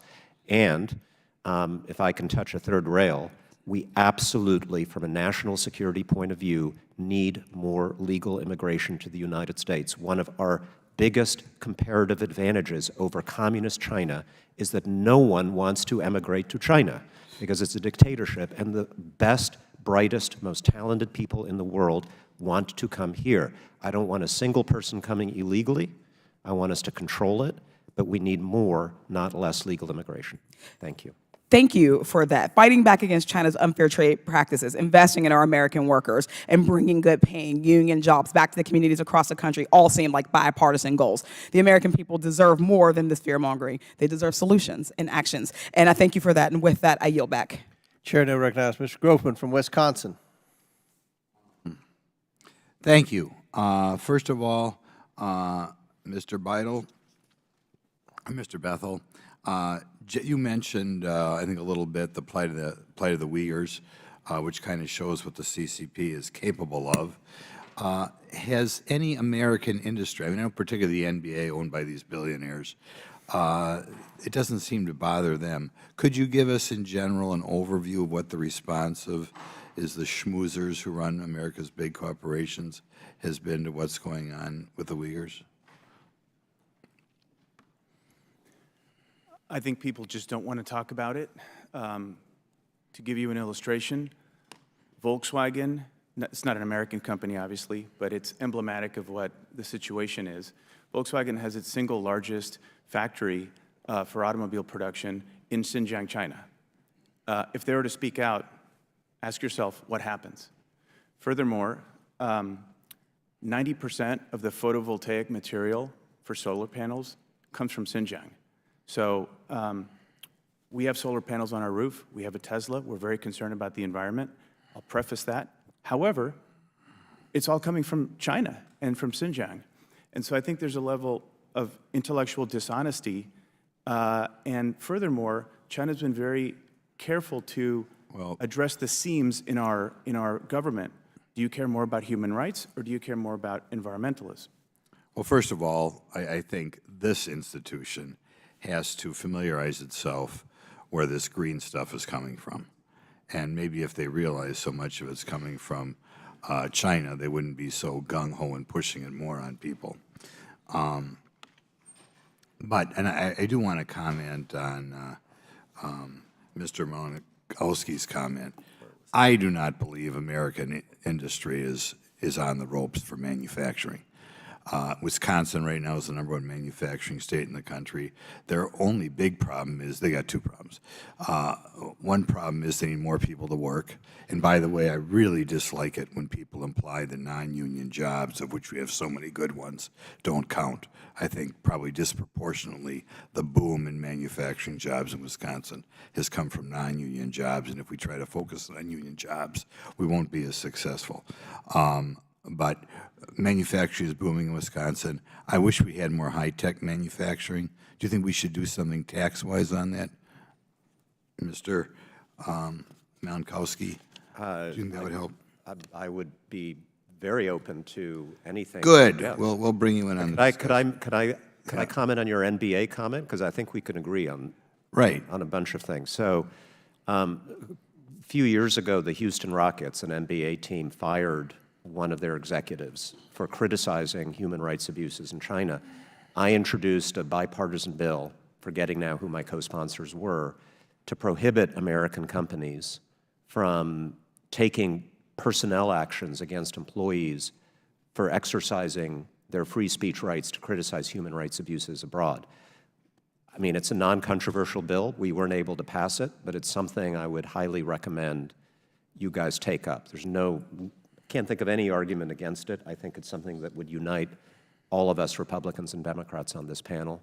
And I totally agree with you. That's an issue that we should be concerned about. Thank you. I think the middle class in America is very proud to be American, very great to be American. It's the multi-billionaire class that doesn't seem to recognize what we have. But I'll ask one final question here. We'll go to Ms. Kissel. It can be any one of you. One of my concerns is how America is portrayed in the Chinese media. You know, what they're saying about America as they communicate with their own citizens. And, you know, I've heard for years, and when I talk to Chinese around here, who are here, whatever, they're all, oh, everybody in China loves America. But I hear, in their curriculum that they're giving their own people, it's sometimes anti-American. Could one of you guys comment on what both the news and the educational curriculum, how are they educating the Chinese to think about America? First of all, I think it's important that we recognize that China does not have media. It has propaganda.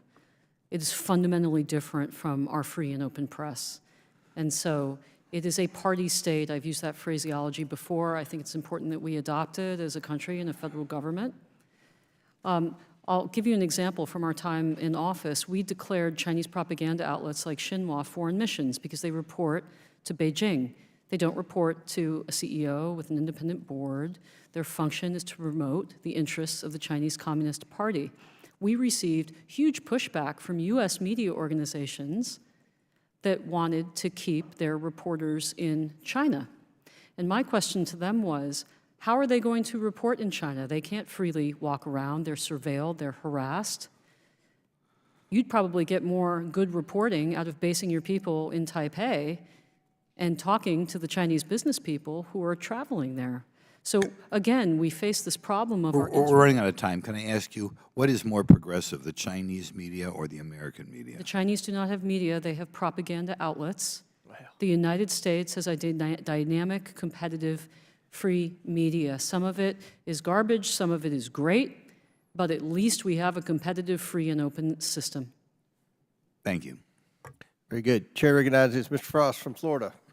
Thank you, Mr. Chair. So when we talk about the threats posed by the CCP, I think it's important that we make sure that the actions to counter those threats don't also undermine our own democracy in the process. Otherwise, we play right into the hands of our adversaries and folks who wish to destabilize our country. And what we need is a targeted, informed action, the kind that the Biden administration has been taking, not the chaotic sideshow that we saw during the Trump administration. For proof of Trump's China first, America second policy, all we have to do is look into his business dealings. Mr. Malinowski, are you familiar with the Industrial and Commercial Bank of China, or the ICBC? Yes, generally. Is it an independent entity, or is it tied to the Chinese Communist Party? There are no independent entities in China, but that one in particular is tied, yes. So the ICBC is owned by the People's Republic of China. And in the first few years of his presidency, former President Trump took payments after payments from one of his Trump Tower tenants, the ICBC, yes, the one owned by the CCP. This continued even after authorities started investigating ICBC's ties to front companies funneling money to North Korean nuclear programs. In other words, Trump was valuing North Korean nukes, the CCP, and his own bottom line over our national security and the interest of Americans. As a matter of fact, during Trump's only term as president, the Republican chairman of the House Foreign Affairs Committee begged the Trump administration to, quote, more Chinese banks, to target sanctions towards, quote, more Chinese banks that do business with North Korea with or without Beijing's cooperation, end quote. But that would require the former president to recognize America's interests in curtailing the PRC's influence over his own financial interests. Trump has enabled President Xi every step of the way. Mr. Malinowski, do you know what former President Trump's policy was towards the Uyghur people? Look, I've tried to be fair here and make a distinction between the Trump administration and the former president. I think the Trump administration did a lot of things that I agree with on China and had people who are responsible and working for the American people. I think his former National Security Advisor, John Bolton, has said the president himself far too often mixed his personal interests and obsessions with his responsibilities as commander-in-chief. And of course, we know what he reportedly said to Xi Jinping about the concentration camps that we all agree are horrible. Yep. In Xinjiang, he said that that's a perfectly fine thing to do. Exactly. Yep. He said, quote, exactly the right thing to do when talking about concentration camps to detain folks. Mr. Malinowski, considering that the former President Trump repeatedly chose his pro-CCP patrons over Americans, what guardrails are in place to ensure that future administrations don't repeat this pattern? I don't know if there's any legal guardrail against that kind of the kinds of statements that he would make about Xi Jinping. We just have to exercise our good judgment as voters, whether we are Republicans or Democrats, to choose leaders who really do put American values first. I think there are, on issues like emoluments, which the ranking member of this committee has emphasized, I think there are also legal measures that we can enact, whoever may be president at any given moment, Democrat or Republican, to make sure that they do not have personal business interests that are linked up with foreign powers. What signal does it send to authoritarian regimes around the globe, including China, when we have a leader who repeatedly puts their own interests first and turns a blind eye to human rights abuses? I think the signal that it sent to China at the time was that they could ignore Secretary Pompeo and National Security Advisor Bolton and others in the Trump administration who were trying to emphasize human rights because their boss didn't care. Their boss seemed to envy the powers that Xi Jinping possessed rather than being disgusted by that. The threats posed by the CCP are very real, and our foreign policy towards them is one of the most pressing policy issues our country faces. But we need an administration and a president who can effectively counter the threats posed by the CCP, not leaders who put their own financial interests first. Thank you. I yield back to the ranking member.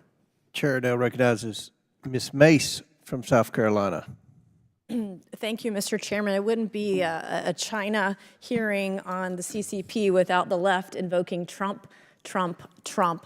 And I find their comments today quite ironic. And I do want to respond to some of the things that were said today. Most recently, to quote my colleague, leaders who put their own financial interests above all else. Well, Joe Biden and his family received over $8 million from communist China, by the way. So let's have an honest discussion about who's bought and paid for by China and who is not, and the entitlement that I'm witnessing today. But also, the idea that Joe Biden is free and clear on this thing. The Biden and Harris administration has responded forcefully to the political, security, and economic challenges by the CCP, and nothing could be further from the absolute truth. And it'd be wonderful if mainstream media would actually cover it. But here's some of the things that they've said, that Biden has said, and the Harris administration, that they don't want to contain China. Biden called Xi Jinping a smart guy, end quote. He described his relationship with Xi Jinping as a, quote, friendship. He said of the CCP, Joe Biden said directly, that they're not bad folks. He said also that it's in our own self-interest that China continues to prosper. But is it? It's not actually. It's actually unsafe for the entire world, not just the United States. Also, Joe Biden called travel restrictions with China during COVID hysterical, xenophobia, and fear-mongering. So I see a lot of hypocrisy from my colleagues on the other side of the aisle today. And even worse so, the fact that they want to place an attack on democracy on Trump or Republicans is actually hysterical, and it is actually a lie. It was just last year when the ranking member of this committee, when discussing Smirnoff today, called that witness, when we were going over the FBI 1020 form, as trustworthy and credible, because that is what the FBI told members of this committee. I am just tired of the lies. I'm tired of the attacks on Republicans. And to quote my colleague earlier today, that we want to damage the idea of democracy, that Donald Trump attacks democracy. I can think of nothing worse than an attack on democracy when you're literally throwing the presidential nominee for our party off the ballot in multiple states, whereas the Supreme Court ruled that was unconstitutional. Literally, the left is trying to dismantle freedom. They're trying to dismantle liberty. They are trying to dismantle the Constitution and everything our founding fathers and our nation was founded on in this country today. So I would like us to have a more honest discussion about what is actually happening in this country, what we're doing, and more importantly, not doing to combat CCP. So I've got about 2 minutes left. I want to reiterate, Joe Biden and his family have received over $8 million from China and CCP-aligned companies. So my first question goes to Mr. Fanell. Your testimony today focused on the failures of the intelligence community, the same, quote, professionals that lied to the American public weeks before an election that said that Hunter Biden's laptop was Russian disinformation, literally an attack on democracy, the position that the left took. What steps, in your opinion, are necessary to ensure that bias and faulty assumptions don't poison the intelligence that our nation and her people rely on? Well, as it relates to the intelligence assessments on China, we've had 30 years of what we call, my co-author and I have called threat deflation, where the intelligence community has habitually and perpetually downplayed the threat from the PRC. Are they lying to the American public? Are there instances of them purposely, dishonestly providing false information? In the course of my career, I don't think I saw anybody outright lie about and manufacture anything. What I see, though, is how is it possible that for 30 years you can continually say that this is not a threat, this is not a threat, and never once say, hey, we have to worry about a threat? Would you call it propaganda? Is that a better way, other than a lie? Is it propaganda coming from the intel community? I think it is what we're talking about here today in this hearing. It's the influence of political warfare from the PRC that has infected our academics, our think tanks, our government institutions. We have 20 seconds left, U.S. tax dollars funding some of this propaganda and promoting the CCP, yes or no? Yes. Thank you, Mr. Chairman, and I yield back. Gentlelady yield back. Chair recognizes Ms. Crockett. Mr. Chair, you know, I always come ready and then I get thrown off. So first of all, I thought that this was going to be somewhat bipartisan. I often tell our friends from Taiwan that the only thing that is bipartisan in this 118th Congress is China. But boy, you know, it never ceases to amaze me how we get so partisan and how we just start straight up lying. So let me make sure that we get the record correct really quickly. At this time, I'd like to enter into a record an article from Reuters. Biden calls Xi a dictator after carefully planned summit. Thank you so much. In addition to making sure that we can outline some of the things that it was Trump that said, I think my colleague from South Carolina may have gotten confused about who said what, but these are things that Trump has said about Xi. Smart, brilliant, everything, perfect. We love each other. President Xi, who's a friend of mine, who's a very, very good man. There's nobody like that. The look, the brain, the whole thing. My feeling towards you is an incredibly warm one. This doesn't sound like someone that has any intentions of being hard on China, in my opinion. So let me go through a couple of other things that are disturbing. It was brought up a little bit earlier, this question about immigration, or there was some things about immigration. I know that you emphasized that we should look to legal immigration. And because I am off script right now, I'm curious to know if any of you are aware of what has happened in Japan and the difficulties that Japan has faced based upon the fact that they actually haven't wanted to engage in legal immigration, and it has detrimentally affected them economically. Is anyone familiar with that? Just curious. Yes, no, it's absolutely true. It's absolutely true. So I do want to say that it does hurt us when we decide to demonize people that are trying to come to this country. It hurts us economically. There also was this insinuation that people aren't working because they just, I guess, are lazy. I'm not really sure. But I do want to be clear that we have had record unemployment under this administration. In fact, we hit a 54-year record low under this administration. So people are working. Now, let me get to my actual planned remarks. I want to go back to something else that you brought up, which is my amazing ranking member and the investigation that we were trying to do as it relates to emoluments. So I'm going to start off first with you, Captain. I know you're no longer serving as an intelligence officer on China, but I have a simple yes or no question. Given your experience, would you trust someone to go head-to-head against an enemy like the Chinese government if that person, whose duties include ensuring national and international security against the PRC, if that person has received millions of dollars in other financial benefits from the Chinese government? I don't know who you're talking about, so I'd have to wait and see who you're mentioning. Okay. I don't know that I've... Okay. Well, I'm going to say that I wouldn't trust that person. And it's the reason that I don't trust that Trump will protect this country.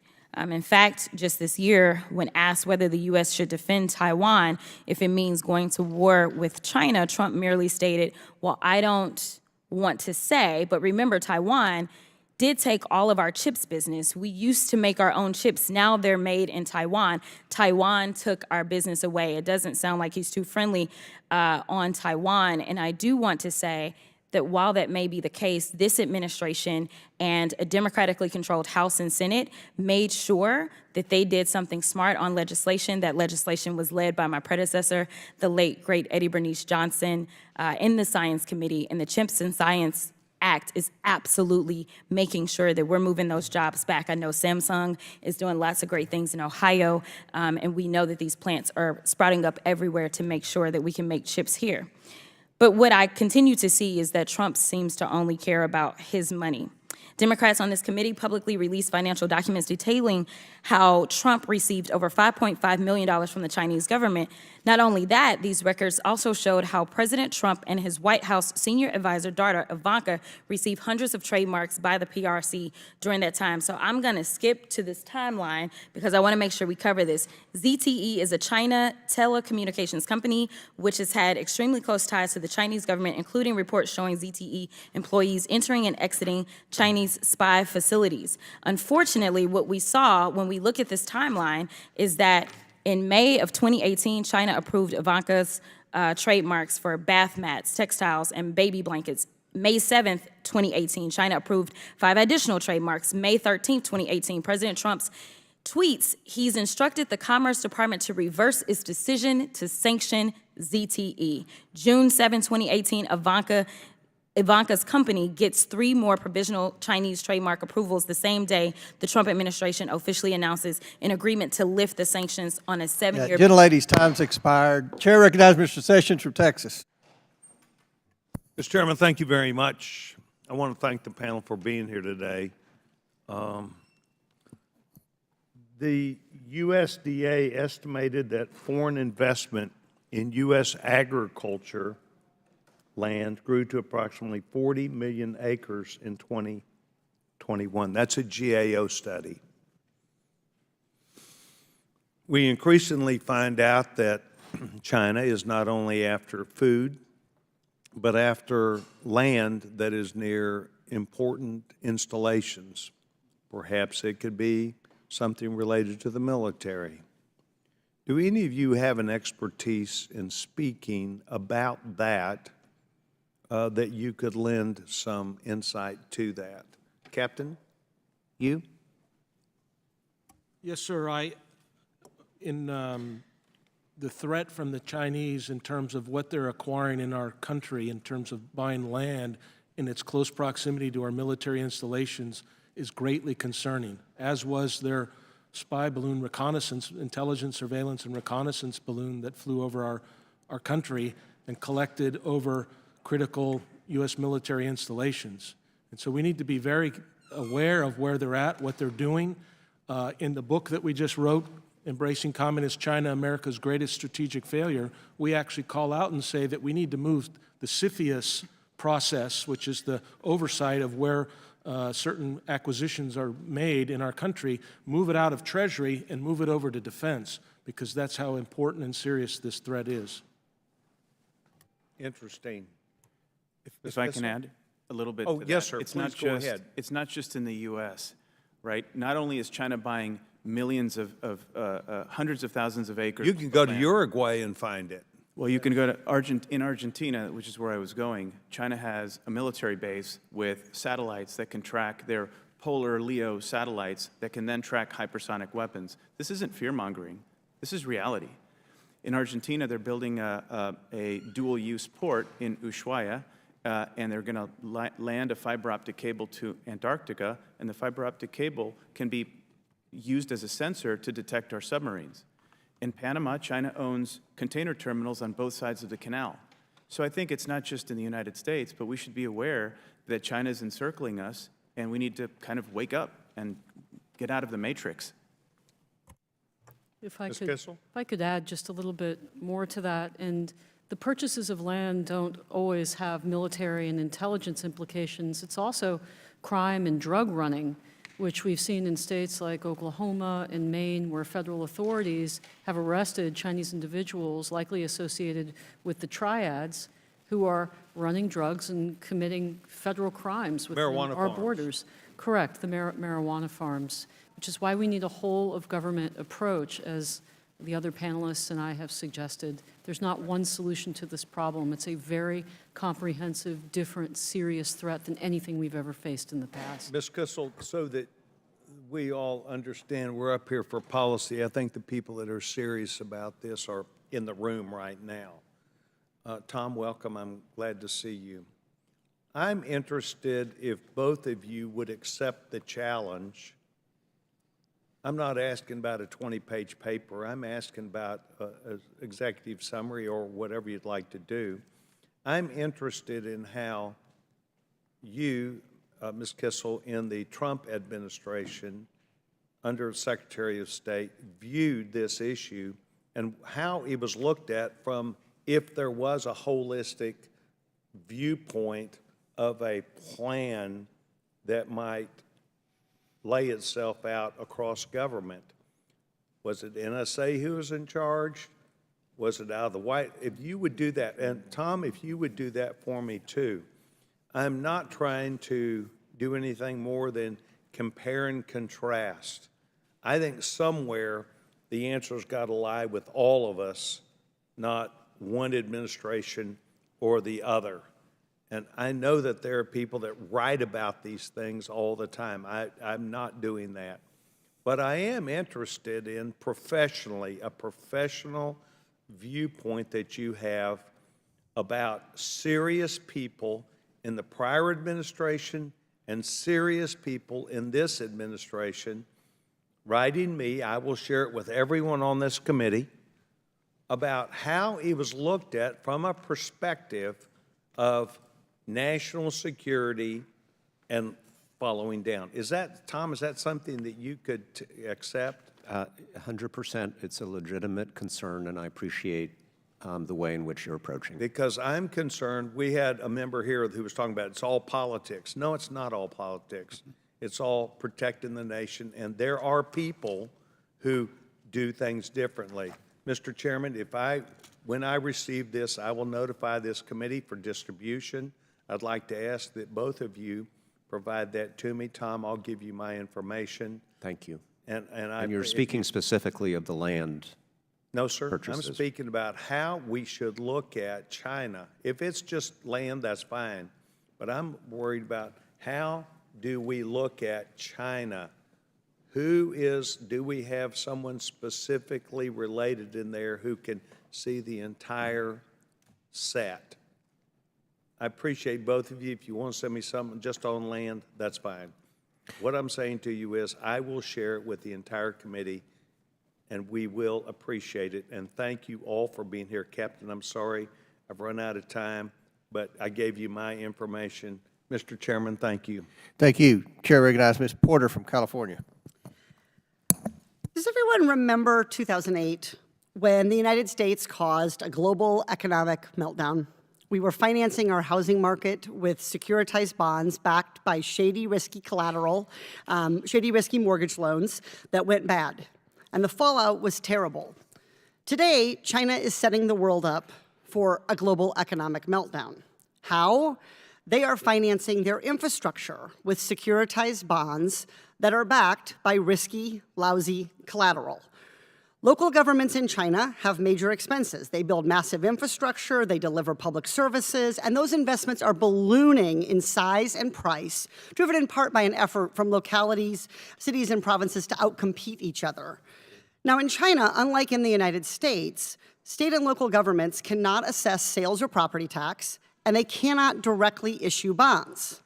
So the Chinese localities don't have those ways to raise money for infrastructure or services. Given this, the Chinese have gotten creative with how to fund their infrastructure. In China, local governments sign over assets like land or stock in government companies to private local government financing platforms. For example, local government might have a 50-year lease on land under a residential high-rise, but that lease and its revenue are collateral for the private financing platform. Now, these platforms are called private, but they are implicitly backed by Chinese state assets as collateral.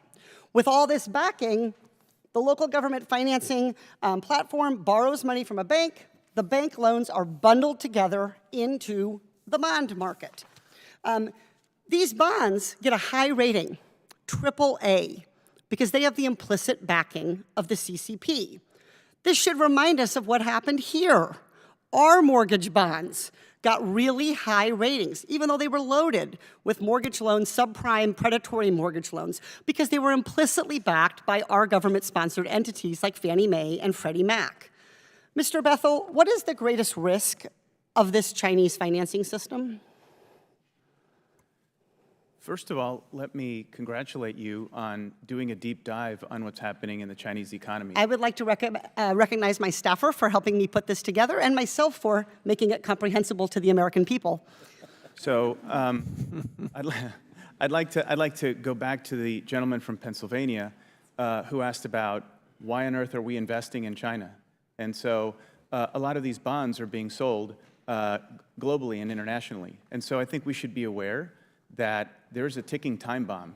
What concerns me more broadly than this particular issue, well, this particular issue is linked to China has a massive debt crisis, and their economy is decelerating. And what does a Xi Jinping do when the relationship between the government and people is broken, right? There's an implicit pact between the people and the government. The government provides economic opportunity to the people, and the people, in turn, choose not to create a revolution or change. This is actually not different than our country, I just want to point out. So when things went south here in 2008, we bailed out banks and homeowners.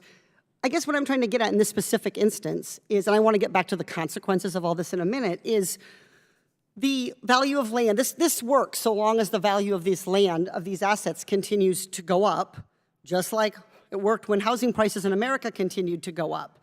So it is likely, it is inevitable that prices will not continue to rise.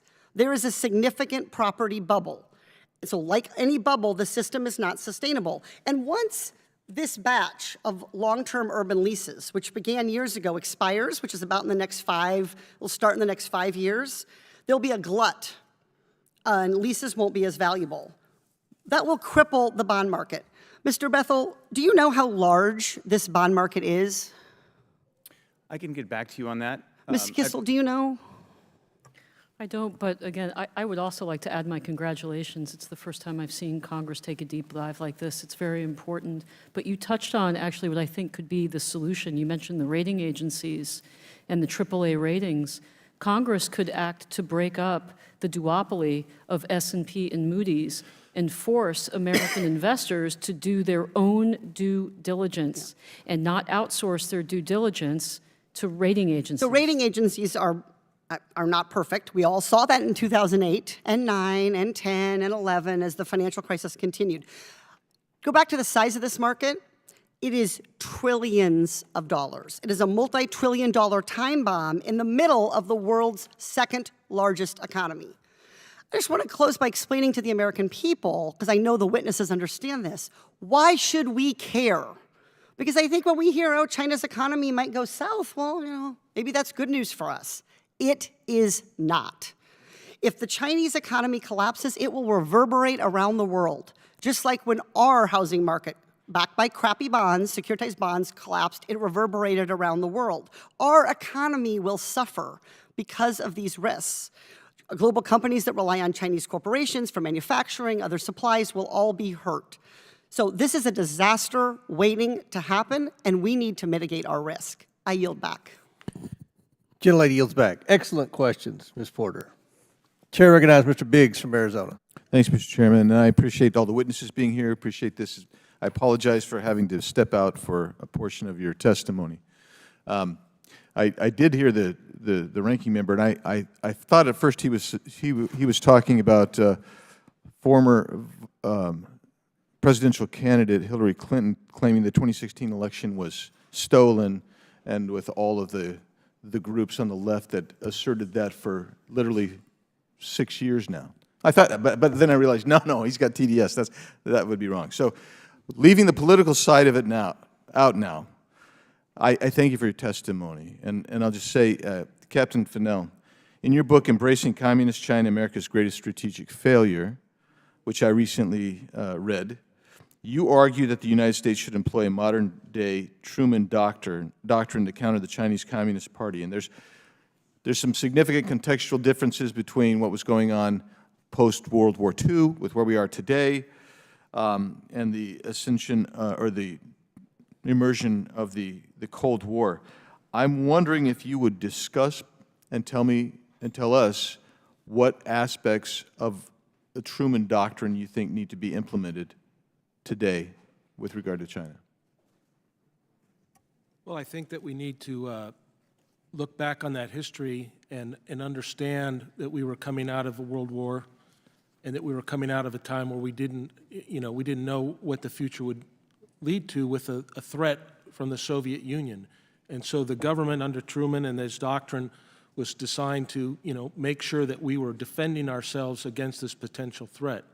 And so that we used the resources that we had to make sure that our government and our country were able to defend ourselves against a threat that we didn't know everything about it, but we knew that it had malign intentions for us. And I think that's the difference of what hasn't happened over the last 75 years is we haven't labeled the PRC as that threat, which the Truman Doctrine did with the Soviet Union, and that we didn't draw the distinctions and the line in the sand for a lot of reasons. And there was, we understand why we engaged with China. For a lot of reasons, we did not perceive China as a threat because economically they were backwards, and we did not view them as a capable military threat, legitimately.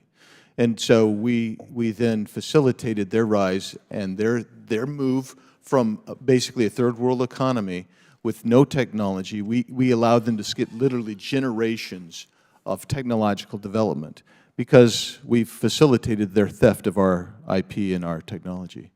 And so I appreciate what you're saying that. And so I'm thinking of all the things that I know went on in the Cold War, all the things we did, whether it was imposition on corporations, what we were selling, what we would allow in, the exchanges of people across the borders, not just directly U.S. to Soviet Union, but affiliates and within the blocks of countries. So, Mr. Bethl, your statement, you talk about a comprehensive strategy, And I've sensed that that's what all of you talk about. I'm trying to get specific iterated issues that we can look at, create legislation, and do what we're supposed to do, which is impose laws to enact policy. Impose policy to enact laws, vice versa. It doesn't matter. But can you give me some of your strategies when you say a comprehensive strategy dealing with China? I have to be sensitive about what I say because I recognize that the CCP could be listening, so I'm happy to take this on. I anticipate that they are. But I think the first strategy is to know what you want. I don't think we know what we want as a country. And so if you don't know where you're going, then any road will take you in any direction. Yeah. Well, okay, so that's an old kotowaza, as we would say in Japanese. But the bottom line is we want to be secure from China. We want to have control of our destiny. When China, the Middle Kingdom, they want to become the hegemon, the world hegemon. And that is the problem that we face, is dealing with a country that is willing to emasculate itself in order to gain the upper hand. And so that's why I'm asking. Maybe you feel more comfortable talking in a skiff or something, but I'm trying to get specific items, not generic items. I mean, should we be limiting student visas from China, for instance? Maybe we should. We probably should.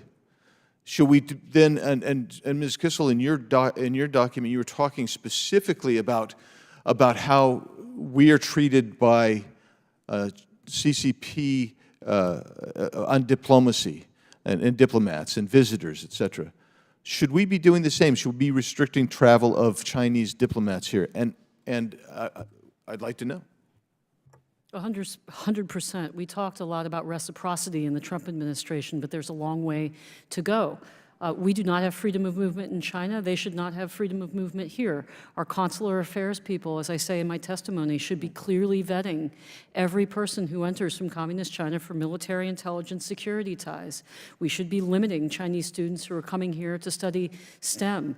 We should be talking to our European allies and encouraging them to forbid Chinese students who come from military universities in China for studying in European universities or Australian or Japanese universities, for instance. There's an enormous amount that the State Department can do. Aside from just the actions that I've outlined here, rhetorically, we need to issue clear, comprehensive travel warnings. I fought very hard when I was at State to get the Consular Affairs Bureau to put accurate, complete warnings out about the risk of travel. We now have different travel warnings for mainland China than we do for Hong Kong. These aren't functionally different places. They're one and the same. It should be the same level. Just to give you one example, but I agree with Eric that it has to be a comprehensive strategy, and we have to stop being defensive. We need an offensive strategy that plays to our strength and that also utilizes not just our own power economically, militarily, and otherwise, but the power of our friends and allies, because we also have friends and allies that aren't just democracies. There are places like Vietnam, for instance, not a democracy, that very clearly recognize the threat from Communist China. We need to leverage that relationship across the spectrum of federal power and use it. Thank you. Very good. Thank you, Mr. Chairman. And I'll just say, having met with Central American leaders over the last couple months, they're really concerned about the influence China's having in their nations. And you're right about them controlling, like Panama, or trying to get control of Panama. I think of Sri Lanka. I think of what happened there. I mean, I'll yield back. Very good. Very good. Chair recognizes Mr. Timmons from South Carolina. Thank you, Mr. Chairman. Captain Fanell, I really think that the United States government has been getting policy as it relates to China wrong for more than my lifetime, decades. And, you know, the people in South Carolina, we had a good thing going. We had a thriving textile industry up until the 70s when Washington said we have to increase labor standards and environmental standards. And to be fair, we needed to do both of those. But the manner in which we did that legislatively caused hundreds of thousands of jobs to go overseas. And yes, we need to stop pouring chemicals into our rivers. Yes, we should not have people working in 100-degree temperature 120 hours a week. But when we are not competitive in the global economy because of the regulations that we have here, it really impedes our ability to be prosperous. So, I mean, in retrospect, we should have said, these are the new standards, and anybody that wants to engage in commerce in the United States has to meet these standards. And, you know, we really haven't learned our lesson. And it's frustrating because, I mean, I did see one glimmer of hope, the way that we handled Huawei a few years ago. And I mean, the Chinese were essentially giving away next generation wireless technology to get a backdoor into all the privacy of developing countries, and some developed countries. And I mean, I think Huawei shows that China can be held accountable.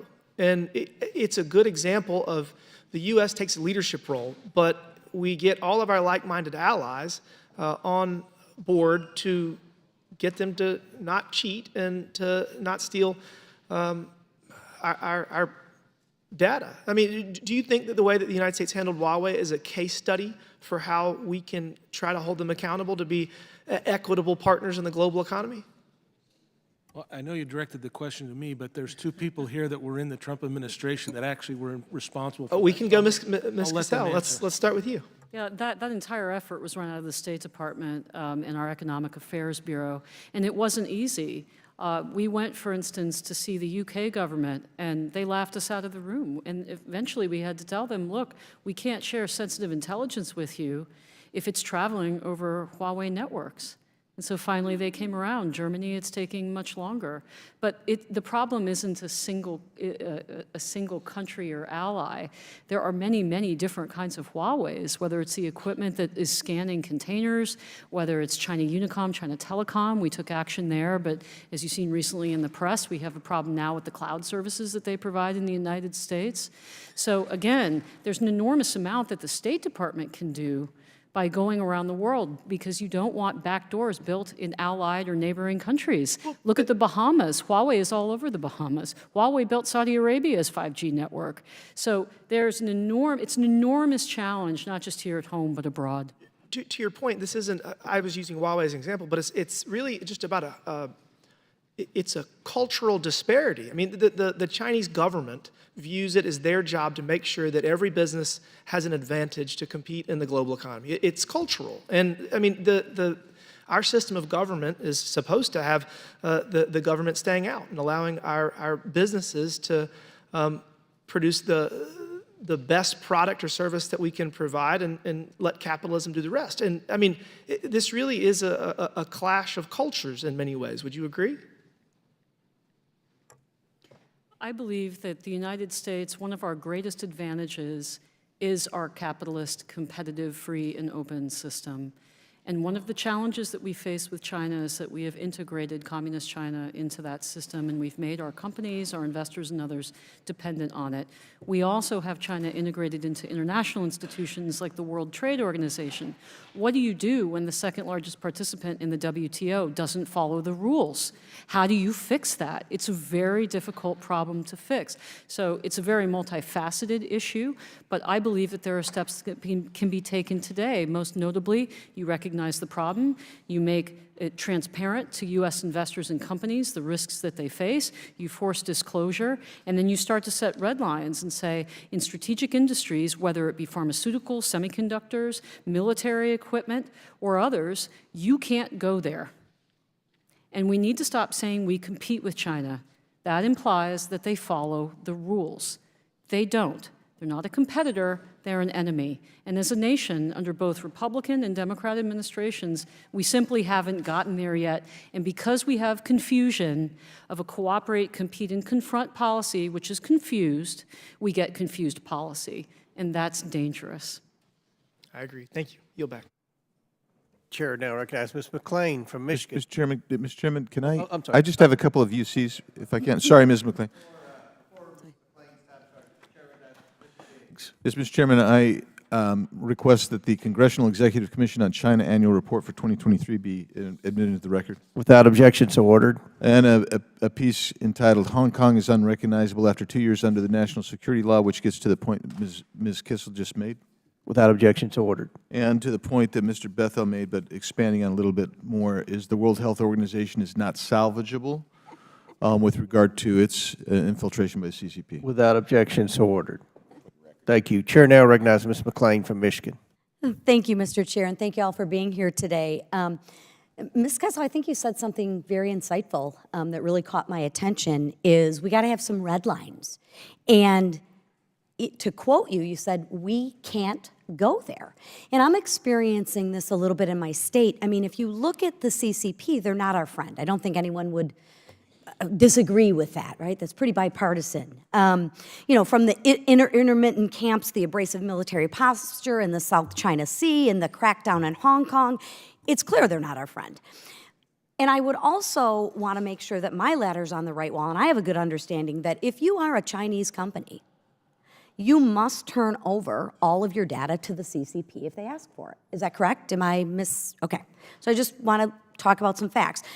We in Michigan have the Goshen plant that is very near and dear, and it's a very sensitive topic to me. It's being built close to Ferris State University, which was recently given an accreditation for its Information Security and Intelligence System program. This is a university, American university, right? Michigan also has a military facility that is actively training Taiwanese soldiers to combat China in the event of an invasion. The Goshen plant is being constructed just miles from this facility. I'm not much for coincidences, but I'd like to get your thoughts on, do you think that's a coincidence? We have a Chinese-owned company, and the only spot they can figure out that is feasible for them to build at is next to a university and next to a military base. Anybody think that's a coincidence? I'd just like to get your thoughts on that. Now here's the kicker. Here's the kicker. Our legislator, our governor, is going to give that company, Chinese-owned company, $800 million. I'm with you, Ms. Kissel. Am I saying your name correct? Yes, Kissel, like Kissel. like missile. You can't go there.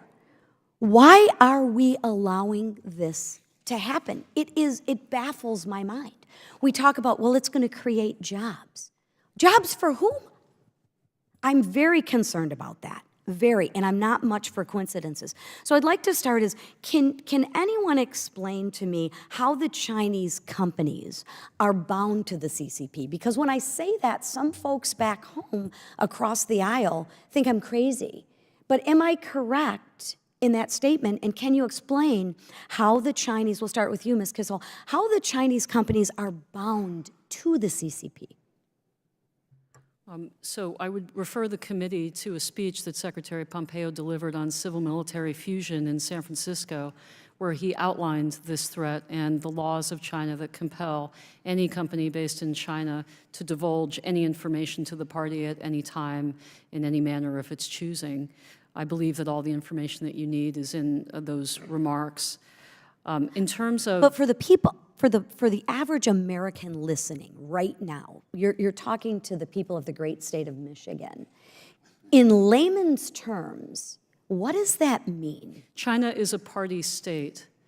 The function of China is not to better the interests of the Chinese people. It is to promote, strengthen, and expand the power, influence, and reach of the Chinese Communist Party.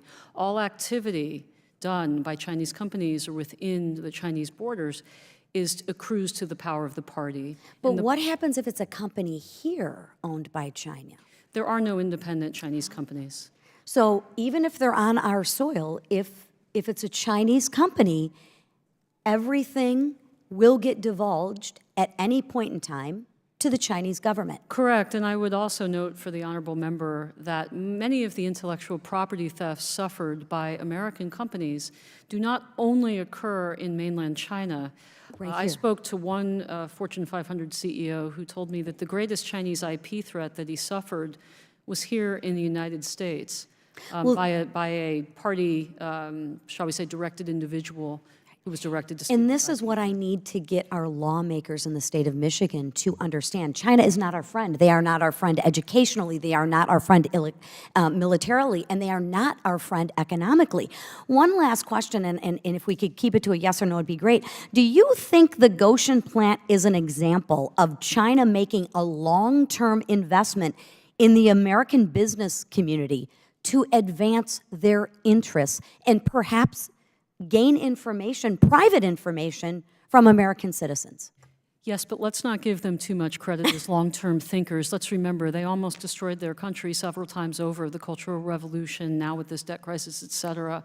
And I really want to push back strongly on that notion that somehow they're these magical long-term planners. They're not.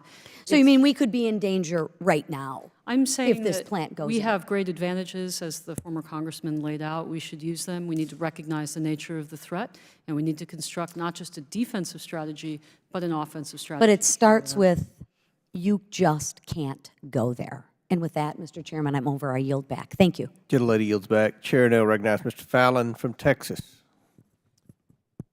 Thank you, Mr. Chairman. I appreciate it. And I want to thank all the witnesses very much for coming. And we've heard some of the same common themes as far as China is an existential threat. They pose an existential threat to the United States. Do they have a freedom of religion? No. Press? No. Free markets? No. A free exchange of ideas? No. I mean, we know these things. But they're far more dangerous than the Soviet Union ever was. And folks that look at this realize, but for the folks that are just kind of becoming aware, think about the fact that China has 10 times the population as Russia does today. And Russia is a threat, clearly, with their thousands of nuclear weapons, but 10 times the population and 9 times the GDP. That's what gets my attention, because the communists before China never had that kind of economic might. And the CCP are nothing more than bullies, but granted, dangerous, wealthy, and very well-armed bullies. And it will be a dark day for humanity if the Chinese Communist Party ever reaches their goal of world hegemony. And I shudder at the thought. And we are truly, a thin line that prevents that from becoming a reality. And we should never lose sight of that. And we also see, with their increased espionage, Chinese nationals being arrested for trespassing at Mar-a-Lago, claiming they're tourists at our military installations on a recurring and repeated basis. We saw the Chinese spy balloon. They are probing and they are testing to see what kind of resolve that we have. And then we've got, of course, the southern border as well. Mr. Malinowski, thank you for coming. Do you believe the Chinese Communist Party will exploit the porous southern border at any and every opportunity? I would not exaggerate that, though I agree with your fundamental assessment that they pose a threat to us. I think that the Chinese Communist Party would be very, very happy if we decided to basically pull back from our global commitments and focus entirely on issues like our border, although I agree we have to focus on it. Yeah, we can do both. I mean, clearly— We have to do both. Yeah, their Belt and Road initiatives is a huge I think, threat. look, there are a lot of people from a lot of countries exploiting our asylum system right now, and as we all know.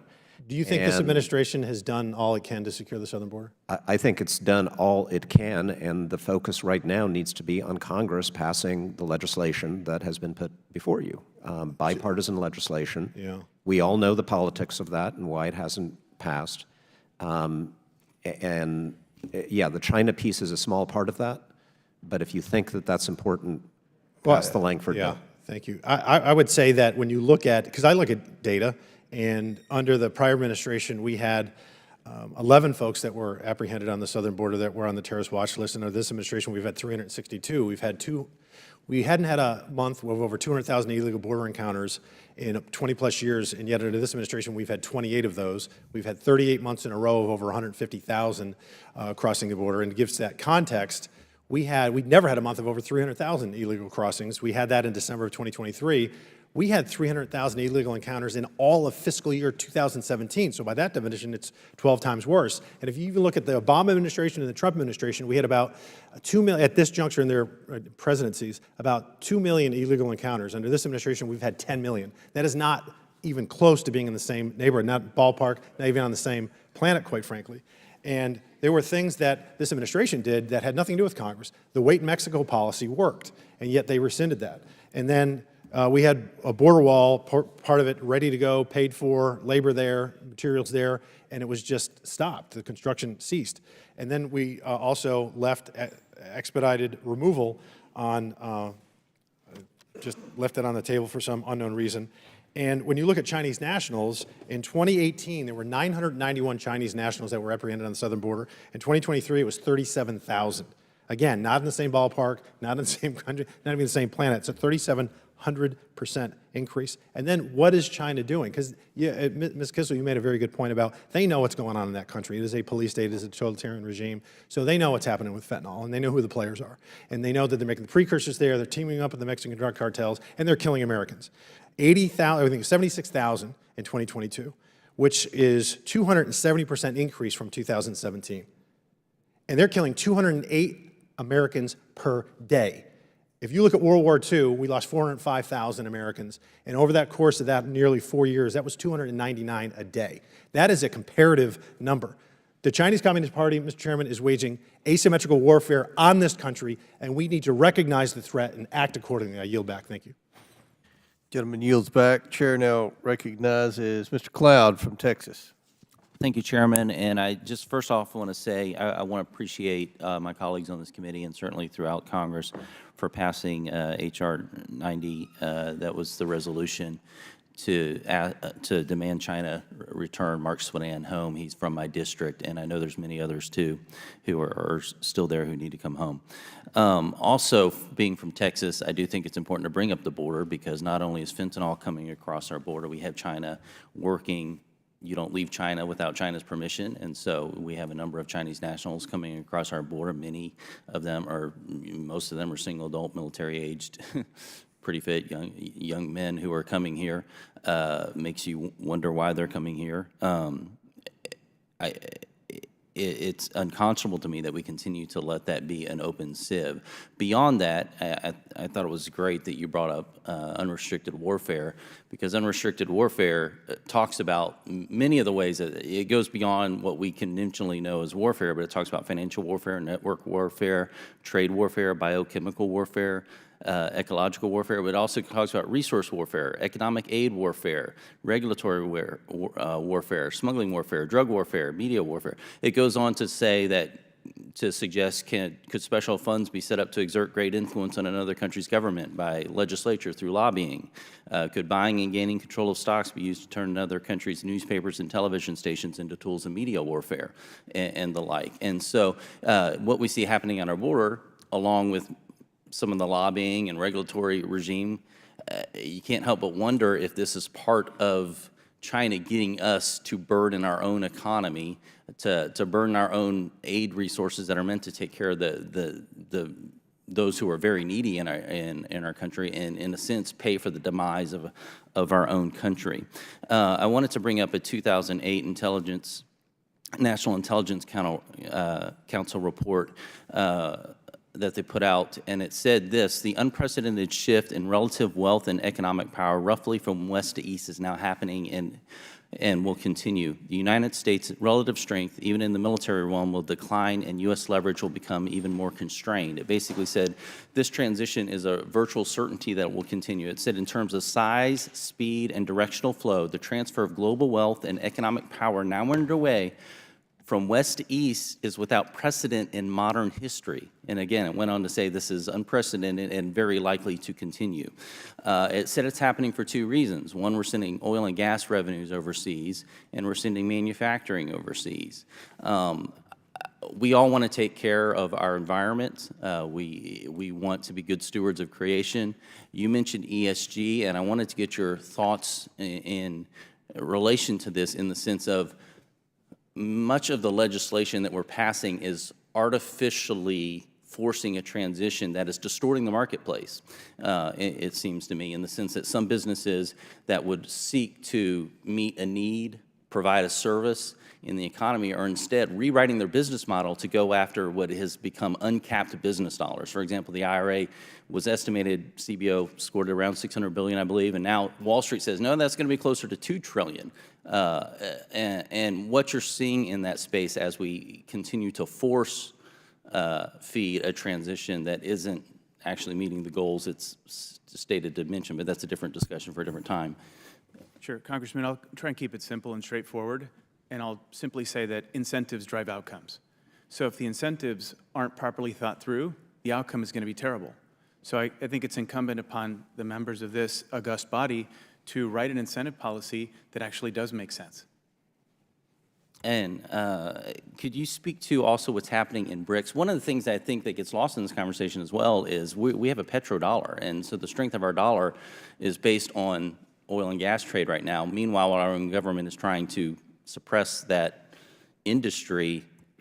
We don't have another plan, it seems, to counter that, and BRICS is waning. I know we're still a strong dollar, relatively speaking, but what's going on there?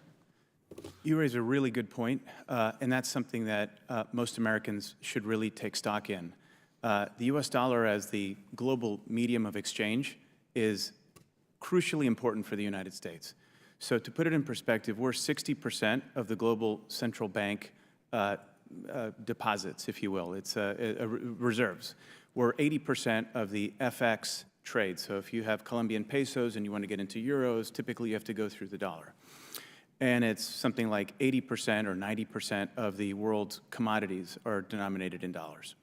What China is doing very effectively is quietly and surreptitiously undermining the U.S. dollar.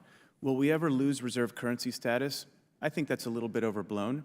But if you take the U.S. dollar from a 80% to a 60% in terms of the denomination for commodities like oil, I think that could cause very serious reverberations to the U.S. And if we can't continue to print money, and we seem to somehow print $1 trillion every 100 days, what happens? How are we going to finance anything? So this is a very important issue. So thank you for bringing it up.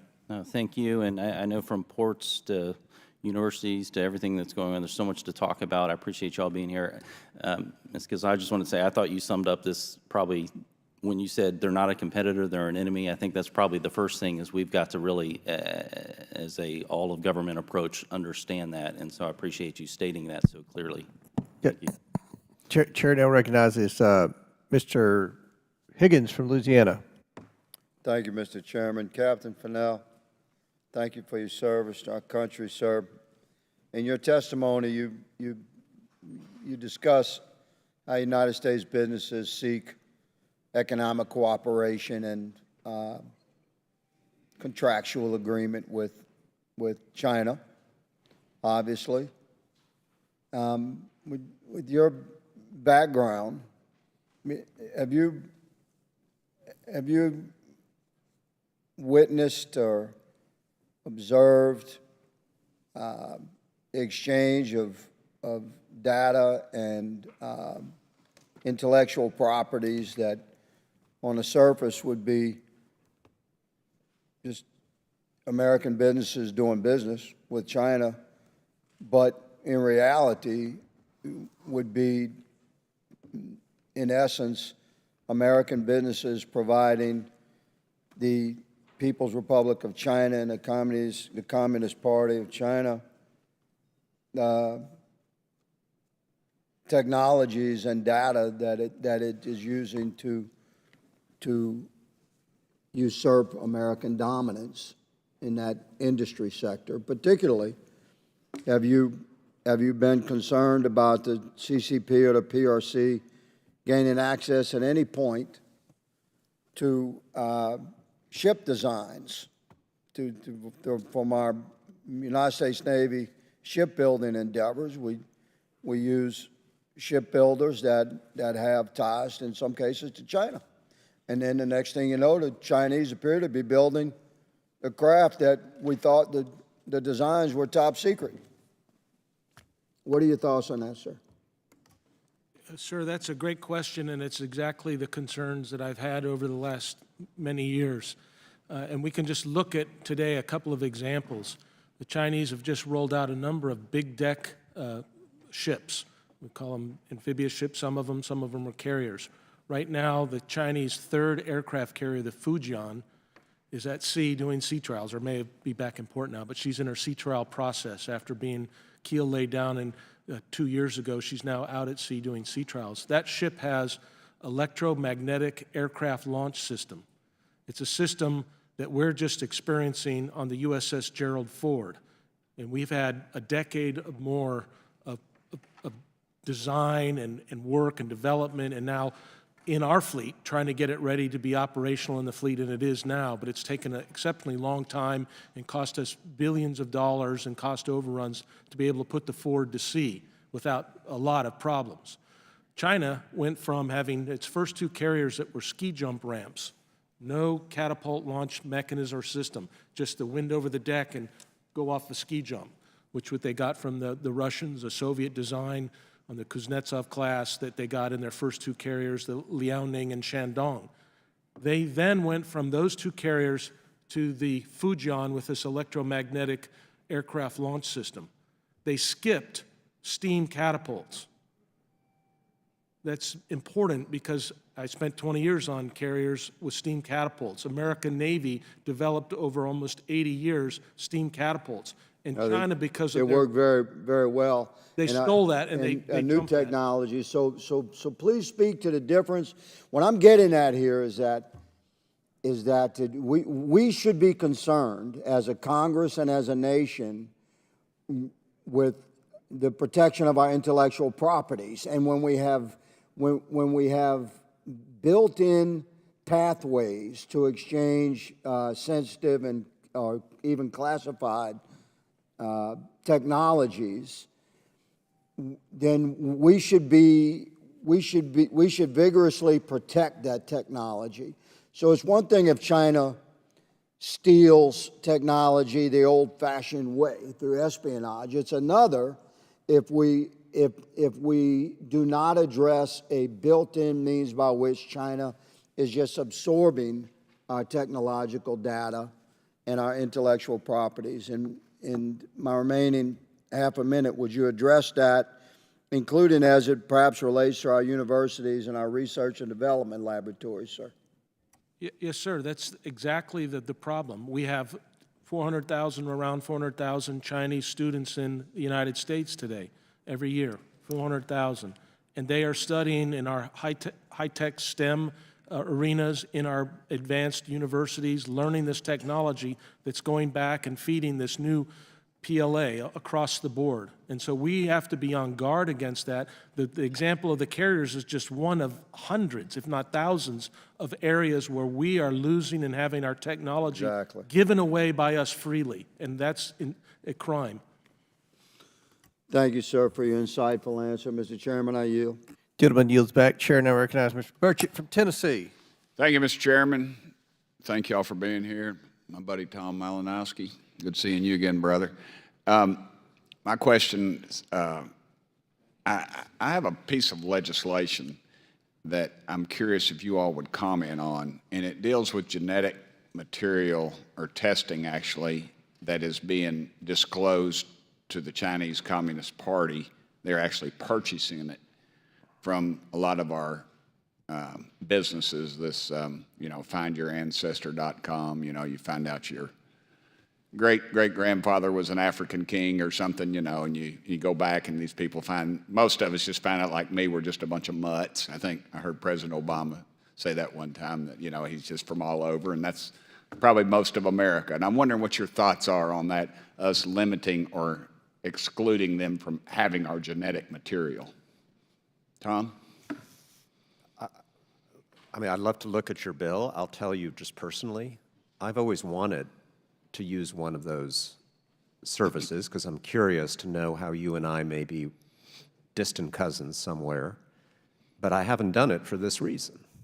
I find it creepy that that's how the data may be used. And there are other issues related to human rights in China. There are American companies that have helped the Chinese police state develop genetic databases of their own citizens. That's actually much more sinister because the Chinese government can't imprison me. They can't imprison their own citizens. Basically. What if they were to develop some kind of biological entity that could say, hey, I want to wipe out females of childbearing ages or something. I mean, just the mind just can wander. I don't want us to wander too far because the reality is bad enough in terms of what they're doing to their own people. But I do think, you know, I never talk about legislation I haven't read, but it's a legitimate concern. All right, Ms. Kissel. That rhymes with missile. Thank you. Yes, ma'am. Well, I concur with what was just said. One of China's weapons is the number of people that they have. They can use AI and big data to collect information and to develop more sophisticated technology and weapon systems to just suppress their own people, but also to attack us, our friends and our allies. So I think there are gray areas as well, not just, for instance, genetic material, but let's say location services. Why would China, for instance, through TikTok want to know where Americans are going? I mean, I've had clients say to me, who cares, Mary, if I have TikTok on my phone? Who am I? Well, you may not be a target yourself, but if they have aggregate data on tens of millions of Americans, how they're all related to one another. If you go, for instance, to, if you're using this app, they can also listen to you. It's not just about dissemination of propaganda. It's about listening to what you say and seeing where you are. So it's genetic information, it's location information, it's all manner of things that can feed their big data and their AI that should be of concern to us. I had breakfast one time with your boss, and I remember he told me, he said, Tim, they have, they know how many paper clips you all are using in the Longworth building. I thought that was doubly creepy because I didn't tell him I was in Longworth. And so but anyway. Congressman, Mr. Bethl, I haven't heard from you all day, brother, and so please. The company I think you should spend a lot of time focusing on is BGI, Beijing Genomics Institute. That's the entity that Ancestry and 23andMe and others use to process the DNA. It may perhaps not shock you that in 2021, BGI was working, it was found out that BGI was working with the Wuhan Institute of Virology. Perhaps that's coincidental, I'm not sure. But to Mary's point about TikTok, we should really understand what TikTok is. It's not about watching funny cat videos or, twerking or whatever. It's really an app that's looking at what you're viewing, and it's monitoring your facial expressions and your pupil dilation, and it's sending you more videos that elicit the same response. So after a certain period of time, they have an imprint of who you are, right? So they have genetic data, the data of who you are, your location data. How can that be good? And yet we can't conjure up a way to ban TikTok? No. I think I'm out of time. Yep. I'm out of time. I'm sorry, Mr. Fanell. Could I just say one thing? You just butt in like that, you can. Go ahead. Yes, sir. I would recommend everybody to read a State Department document from March of 2023 by Dr. Dave Dorman and Dr. John Hemmings, Understanding Xi Jinping's Digital Strategy for China. They've done some outstanding open source research. We talk a lot about Xi's Belt and Road and all these initiatives, but also he started in 2023 Digital China, which is all related to what we're talking about. Very, very good. Thank you. Gentleman yields back. Chair recognizes Mr. Garcia from California. Thank you, Mr. Chairman, and thank you to our witnesses that are here. Obviously, we've talked a lot about the Chinese threat, which we all know is real here in this country. I also think it's important that if you're talking about Chinese political warfare, that one of the prime threats that we have, as far as I'm concerned, is Donald Trump, who we know has a history of working with China on a variety of different, in my opinion, unethical and illegal matters. Now, briefly, Mr. Malinowski, has China funneled bribes and payments to leaders and heads of state as part of their foreign influence operation? Just briefly. Yes. And thank you. And these are exactly the kinds of threats that our founders had in mind when they wrote the Emoluments Foreign Interference Clause of our Constitution. Isn't that correct, Mr. Malinowski? Absolutely, yes. And let's be clear about the facts. The former president spent his time in office collecting payments from China and many other countries through his businesses. He refused to divest from those businesses and broke decades of precedent. Now, we all know that the Constitution has a specific prohibition from receiving payments from foreign governments. Our committee, this committee, actually had an investigation that documented cash flowing directly from the Chinese government state-owned businesses into the businesses and pockets of the Trump family. Here is just some of that. We know that the People's Republic of China, including state-owned enterprises, sent more than $5.5 million to the Trump organization. And just to be clear, it's a minimum of $5.5 million because we only have data and a few of the Trump locations. It is likely much, much higher a number that China actually spent money and drove money into the Trump organization, of course, while Donald Trump was the president. This is unconstitutional and threatens our national security.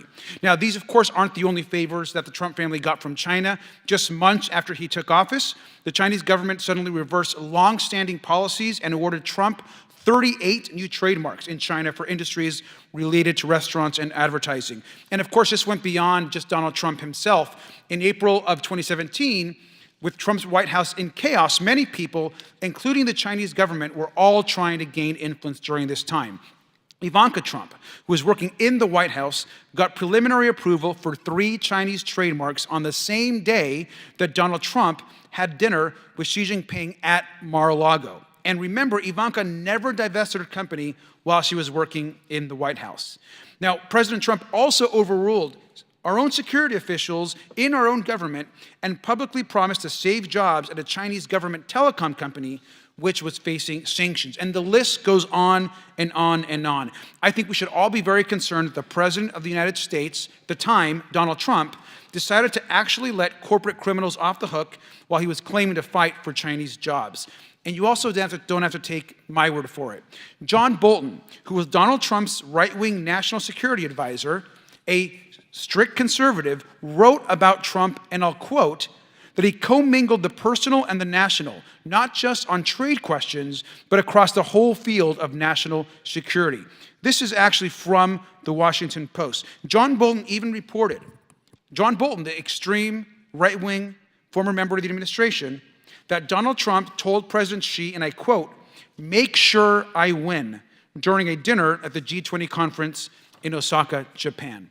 Now, Mr. Malinowski, if John Bolton's story is true as reported by the Washington Post, Donald Trump is literally inviting Chinese political warfare. Isn't that right?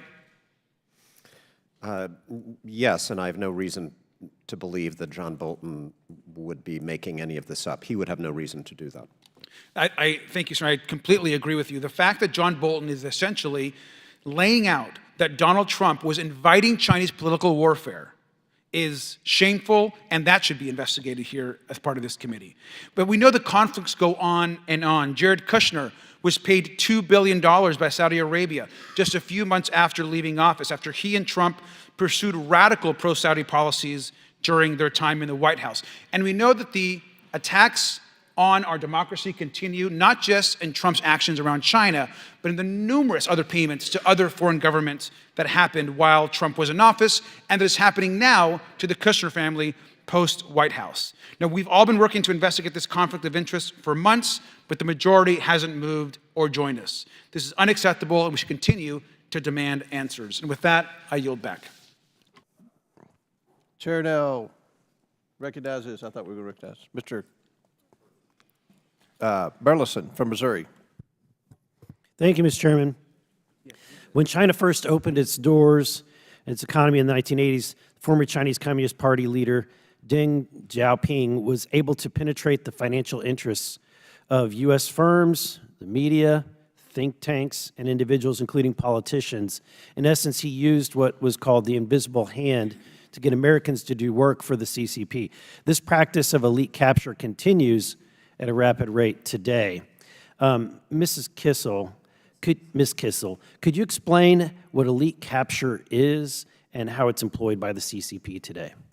So the topic of this hearing is defending America from the Chinese Communist Party's political warfare, meaning their influence operations, and I spoke about how they do that at the State Department with our diplomatic elites.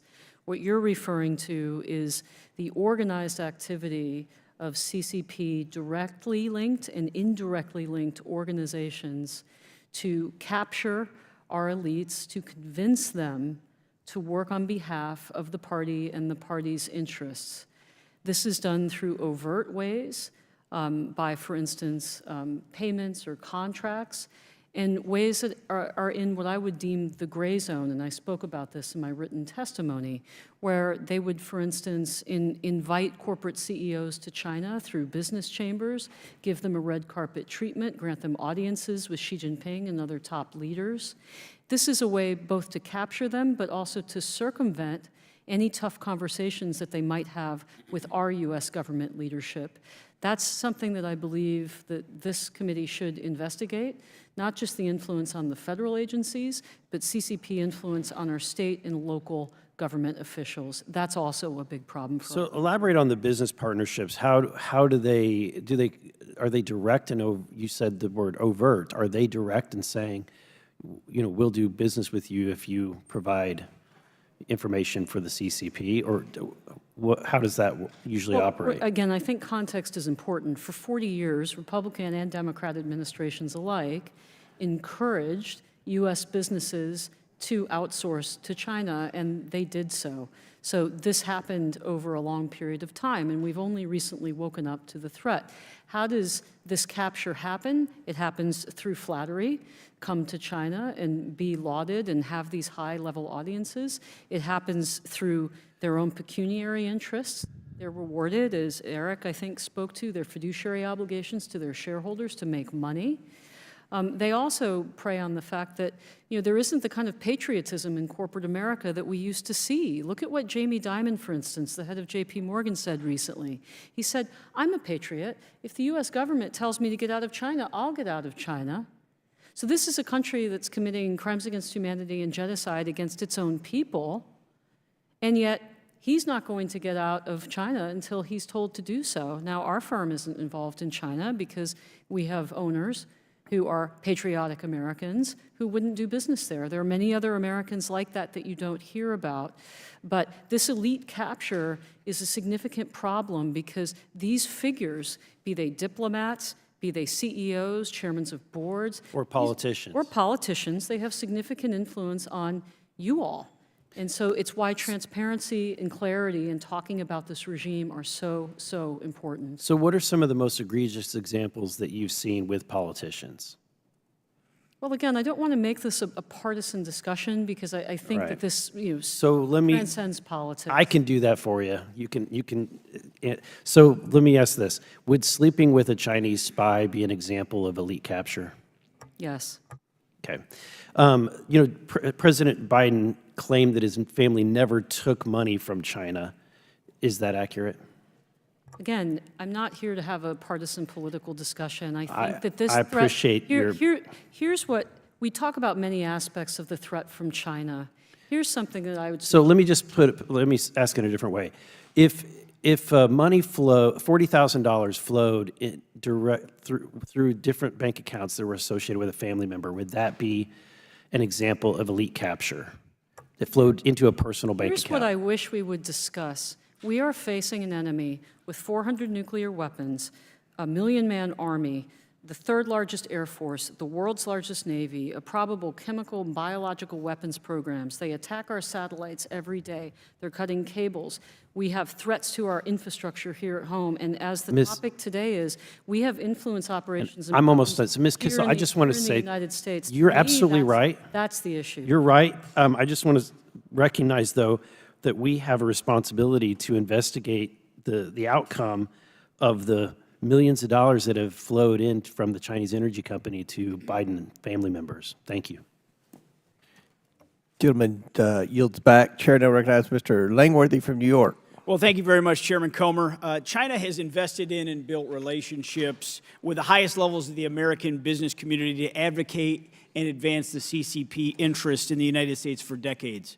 However, I recently saw that the Chinese e-commerce giant Alibaba is ramping up its global expansion with new services aimed at attracting small businesses in the United States. Small businesses are the backbone of many communities across the United States, especially in a district like mine, New York's 23rd Congressional District. These are family-owned operations. They often don't have the resources to compete with large corporations and could easily be persuaded to be seemingly receiving a helping hand, so to speak, from a Chinese partner. Ms. Kissel, do you see this aggressive outreach to American small business by Chinese conglomerates like Alibaba as something that we should be concerned about? Yes. And beyond Alibaba, could you expand for us today on any efforts that you're aware of by the CCP to influence America's small business sector, our local chambers of commerce, or even local governments to gain greater access to communities in small-town America? Well, when I worked at the State Department, the Secretary made a concerted outreach to state government officials. For instance, I'd refer you to the speech that he made in, I believe it was Wisconsin, talking about how that was a direct effort of the United Front organizations to capture and to influence policymaking on a state level. Now, to your question about small business, as you suggest, is a very vulnerable target. And that is why in my written testimony, I suggest that one of the things that the State Department could do is to educate subnational groupings, so state legislatures, chambers of commerce, and others to these gray zone tactics, which, by the way, the Chinese don't hide. They speak very openly about their so-called magic weapons, namely their efforts to co-opt and influence a wide swath of not just our diplomatic and political community, but our business community as well. And I'll also speak to my personal experience. As I said before, I serve on 2 publicly traded company boards of directors. Most directors of American corporations are former executives, they're accountants, they're operational experts. They're not schooled in Chinese political warfare tactics. It's why we have to speak openly, honestly, and often about how they're trying to advance their interests so that we can equip our diplomats, politicians, and business people with the knowledge that they need to then act appropriately.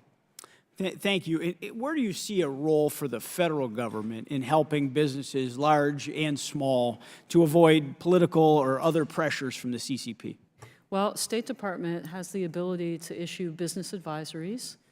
It's a loud megaphone that they can use to talk about the risks of doing business there and encourage the diversification of supply chains. We have other arms of our federal government that can enforce transparency, be it in accounting practices, for instance. We talked about rating agencies earlier and the role that they play with their protected status, allowing investors to outsource their due diligence to S&P and Moody's. I believe the more transparent we are about the threats that we face, the more rational decisions U.S. investors and U.S. companies will make. And we're starting to see this with the foreign direct investment numbers, which have fallen off of a cliff, which suggests to me that even absent clear guidance from the U.S. government, that U.S. businesses are starting to appreciate the depth and the breadth of the risk that they face from doing business in China. My time is limited here today, but if you could briefly state what resources are currently available at SBA for small businesses to consult regarding China's attempts to infiltrate small family-owned businesses, where do you see the gaps? I'm not an expert in the SBA, but I do not believe that there is a single source where U.S. businesses and the investment community can go to fully appreciate and understand the risks that they face. And again, we've talked a lot today about the complexity of the problem. That's why we need, as our other panelists have suggested, a whole-of-government approach. But it has to begin with recognizing the nature of the regime. It's not a competitor, it's an adversary. Thank you. We would hope that the guidance should come from SBA soon to prevent further Chinese access to our communities. The threat China poses to the United States cannot be emphasized enough. I commend this committee, the House Oversight Committee, our chairman, James Comer, for continuing to dive deeper into China's efforts, and I look forward to working with my colleagues to bring more attention to this very real threat. And I yield back, Mr. Chairman. Thank you. Gentleman yields back. Chair now recognizes the ranking member from Maryland. Thank you kindly, Mr. Chairman. I want to thank all the witnesses for their excellent testimony today.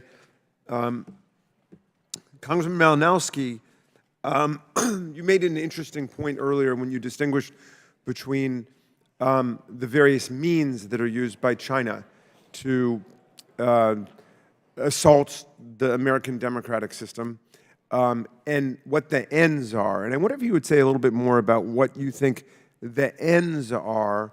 I mean, if you are a Chinese political planner, where do you see all of this going when you look at the world situation with America and Europe, I think, trying to stand for political freedom, and then Russia and North Korea and Hungary and other illiberal democracies or authoritarian regimes? Yeah, thank you for asking what I think is the key question. And look, some of their ends are pretty short-term and mercenary. Of course, they want to steal our intellectual property. If they have an opportunity to hurt us, to make us sicker, whatever, absolutely. But we need to ask ourselves, what is it that if they are trying to influence the United States, what is it that they would like to influence us to do? And I think the answer to that is fairly straightforward. They want us to pull back from our alliances around the world, in Asia, with Japan, with South Korea, with the Philippines, from NATO. They want us to stop supporting Ukraine. They want us to have a lower military budget, obviously. They want us to stop investing in the revival of our domestic manufacturing. Mr. Grothman was talking, I'm glad he acknowledged it, that there is a massive revival of manufacturing in Wisconsin, in part because of policies we've pursued. They want us to stop doing those things. They would love us to repeal our clean energy subsidies under the IRA. How do I know that? Because they're suing us in the World Trade Organization to get us to do that. And of course they want us to hate each other and to be at war with ourselves so that we are incapable of countering their aggressive actions around the world and so that we look bad to the rest of the world.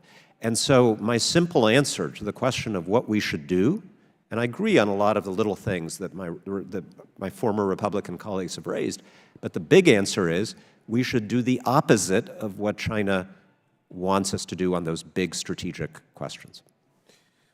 There are more than 1 million Uyghurs who have been incarcerated in re-education camps and subjected to mental and physical torture, sexual abuse, deprivation of food.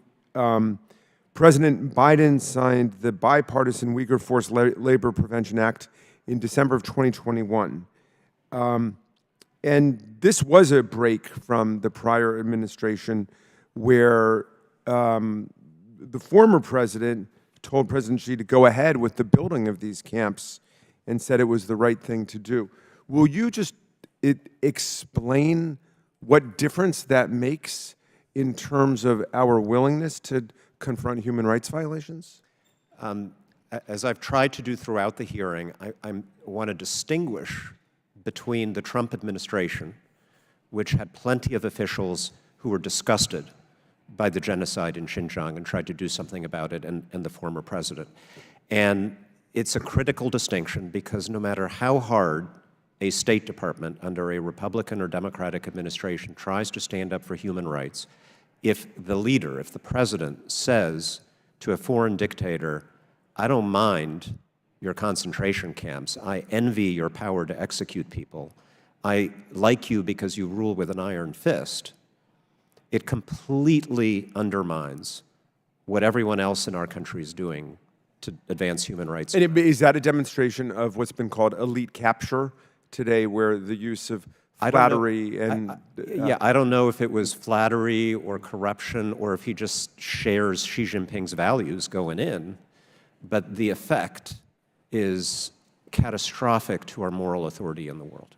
It seems to me that the point you've made is correct, which is that we need to strengthen and celebrate democratic institutions and democratic freedom, but it's a very difficult thing to do because it's that freedom which also creates the openness and the porousness that authoritarian regimes like Putin or the CCP exploit in order to come in and to try to create problems in our country. That makes it complicated, but we should have confidence that our democratic system, our open democratic system, is a greater threat to Chinese autocracy than the other way around. I thank you very much, Mr. Chairman. I yield back to you. Gentleman yields back. Chair recognizes Mr. Fry from South Carolina. Thank you, Mr. Chairman, and thank you to our witnesses for being here. Fortunately for you, I'm the last guy. So You're next to last, but next go to ahead. last. Okay, just kidding. I didn't want to get your hopes up. Mr. Bethl, I want to start with you. It's no secret that China has exploited international organizations and the U.S. government in order to feed its global ambitions. Our world stands threatened by the rise in China's authoritarian practices and its increasing aggression. Through China's Belt and Roads initiatives, we have seen China creep into the backyards of the United States, our trade partners, and our allies. It is therefore essential that we commit our efforts in Congress and across the federal government to undercut China's growing influence worldwide and refocus our institutions on the actual threat that Communist Party of China represents. From your experience, how have U.S. capital and taxpayer dollars contributed to China's growing influence in South America and other emerging markets? Thank you, Congressman. Great question. Let me begin with my personal experience at the World Bank. U.S. taxpayer dollars fund the World Bank, and we, to a great degree, backstop the World Bank.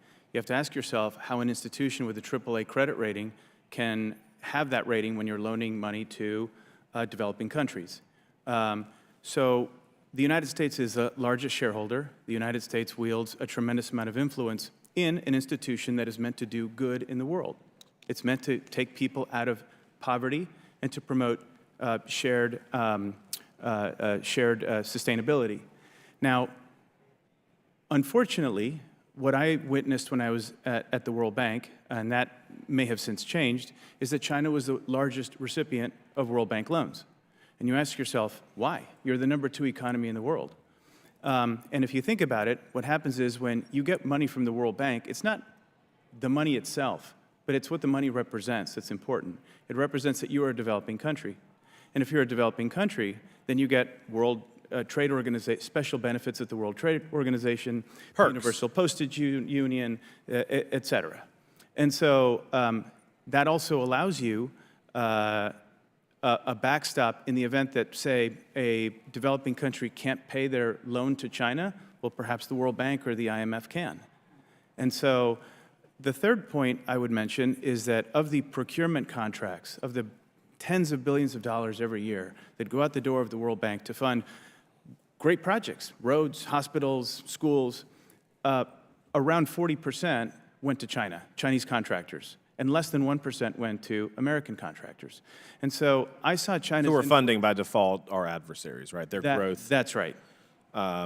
Established a decade ago, the Asian Infrastructure Investment Bank now poses a potential disruption in the dominance of the U.S. and the World Bank. How does the PRC balance its engagement with the World Bank while being the predominant power in the Asian Infrastructure Investment Bank? So the AIIB was created to be a direct competitor to the World Bank. I won't regale you with how it came into existence, but it's a very interesting story.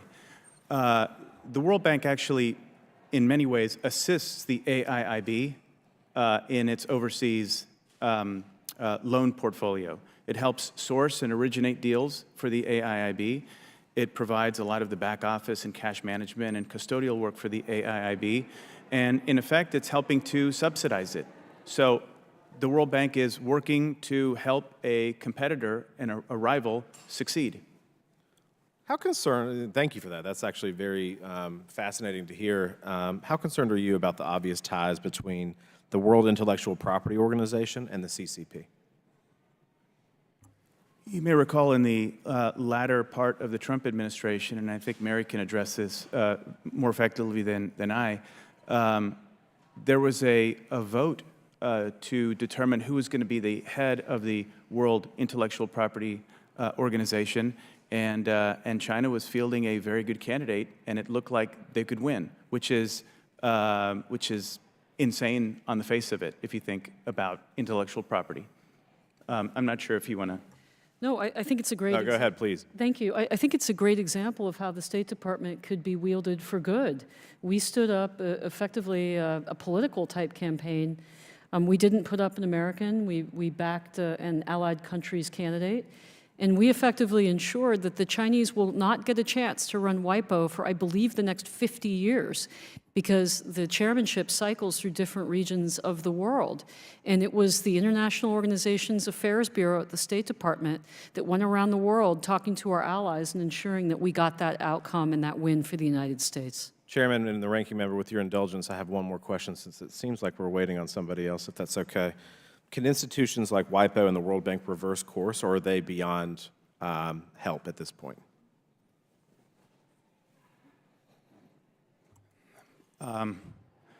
It goes to a point I made earlier, and that is, what do we want? And let's begin on a first principles basis. We need to understand what is it that we want out of these institutions, and then work backwards. Because if you don't know what you want, then we just, we flounder. If I could just quickly jump in, we've got a basic choice with all these international organizations. We can either lead and win or leave like losers. I prefer staying, fighting, as you guys did, as this administration has done in similar cases. And when we do that, we win most of the time. Well, and we can set out some basic guidelines, as Eric and the former congressman suggest. And under the Trump administration, we asked two basic questions of all international institutions. Is it providing and moving toward fulfilling its mandate? Is it fulfilling its core mandate, as stated when it was created, this institution? And is it serving the interests of the member states who are members of the institution? Very simple core questions. And then we would ask, okay, if the answer to those questions is no, then can we fix this organization? And if we can't fix it, then we should exit it. And we should construct organizations that are effective in fulfilling their mandates and serving the interests of the member states that created them. Thank you, all three of you. Thank you for that. Mr. Chairman. Thank you.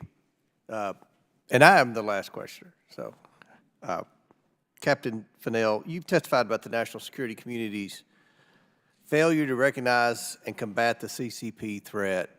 How has the U.S. intelligence community fallen prey to influence by the CCP? Well, Chairman Comer, in my experience in the IC, what we had was this, and I mentioned it before, this threat deflation. That's a creation of my co-author and I, but the message behind it is that we were getting information about China and we were seeing things happen, but because of this kind of overriding engagement policy that we've had as a nation towards China since the opening up of, to China, there was this idea that if we engage with them, that they would change their behavior at some point in time. And because of that mindset that permeated Washington and our institutions, the IC became ensnared with that. And so they were less likely to make the connections to see what was happening. And I have examples. For instance, we saw what happened at 2012 at Scarborough Shoal in the South China Sea. We couldn't believe that China was going to take sovereign territory from a treaty ally. Right. In 2013 to 2015, they started dredging up sand to build these 7 artificial islands, 3 of which are the size of Pearl Harbor. Right. And they did that, but the IC was reluctant to call that out until it was so painfully obvious. Right. And we did that over and over and over again, over decades, over various programs, not just in the naval arena, across the board. Mr. Bethl, you testified that the CCP has infiltrated top levels of international institutions. Could you explain why China's influence at the World Bank and other international institutions matters to American security? Well, I addressed some of that earlier in my remarks to the congressman, but consider that U.S. taxpayer money is being funded to an institution that is getting people out of poverty, and at least while I was there, one of the preeminent recipients of money was China, and it would then leverage having a developing country status to gain advantage in other multilateral institutions like the World Trade Organization and the Universal Postage Union, etc. You remember roughly how much American tax dollars we're talking about here? It's a complex question. Right. Because we're we have something, it's a very complex question, which I can take offline with you, but we've effectively backstopped the institution, or at least our share of it, to the tune of hundreds of billions of dollars. Right. Very good. Ms. Kissel, who is the CCP targeting when it engages in elite capture? I know you mentioned that a little bit. Let's get it into perspective here. It's a complex answer because they're not targeting a single type or class of individuals. They have a very, very large United Front operation and affiliated organizations who target everything from our political class, state, local, and federal, to our top CEOs, to our chairs of boards of directors, universities, think tanks, business chambers. It's a long list, sir. So what role does the State Department play in protecting American businesses from CCP influence and becoming so-called corporate hostages? What role does it play, or should it play? I think the State Department, as I outlined in my written testimony, has a number of tools to inform and educate all of those groups that I just mentioned, sir. And I think also even something like consular affairs, right, where they are issuing travel warnings. I just saw, just to give you an example, the other day, there's a Wall Street research firm, who's, I won't mention, who's advertising for U.S. investors to go with them to China. I believe that's a dangerous thing. And why do we allow it? Well, we can't ban people from going to China, but I think it's incumbent for the safety and security of Americans to inform them of the risks. That's just one small example. Well, based on your testimony today and the many briefings we've had with federal agencies, it really doesn't seem that there's a cohesive government-wide strategy to combat the CCP influence in American communities. So do you believe we have an effective government-wide strategy in place? Not yet, but it took us, So how many decades did it take us to have an effective strategy against the Soviets? It took us a long time as a democracy. My concern is that we don't have the luxury of time to. And you agree that we should have a strategy? We What would that look like, in your We'd opinion? have to have another hearing on that, sir. Well, we probably will, because obviously, we take this very seriously. We understand the threat, and we sincerely want to address this issue. And my time has expired, but I'll say this: I think this has been a very substantive hearing. Obviously, we have very credible witnesses here today, and hopefully, we will continue this issue. This is a priority for the House Oversight Committee for the majority. We want to work with the minority. There are certain members that I think had very substantive questions, and there were some that regurgitate their usual animosity towards the former president. But at the end of the day, I think that we can come together in a bipartisan way to try to address this situation. It begins by making certain that our government agencies know and understand the CCP threat, and I don't believe they do. In 2 hearings, I don't believe we have a single government agency that truly understands the threat and has a plan to alleviate that threat. So hopefully we can continue these hearings and come together as a Congress and make effective change. So in closing, I want to thank our witnesses again for your testimony today. And with that, without objection, all members will have 5 legislative days within which to submit materials and additional written questions for the witnesses, which will be forwarded to the witnesses. If there's no further business, without objection, the committee stands adjourned. Thank you.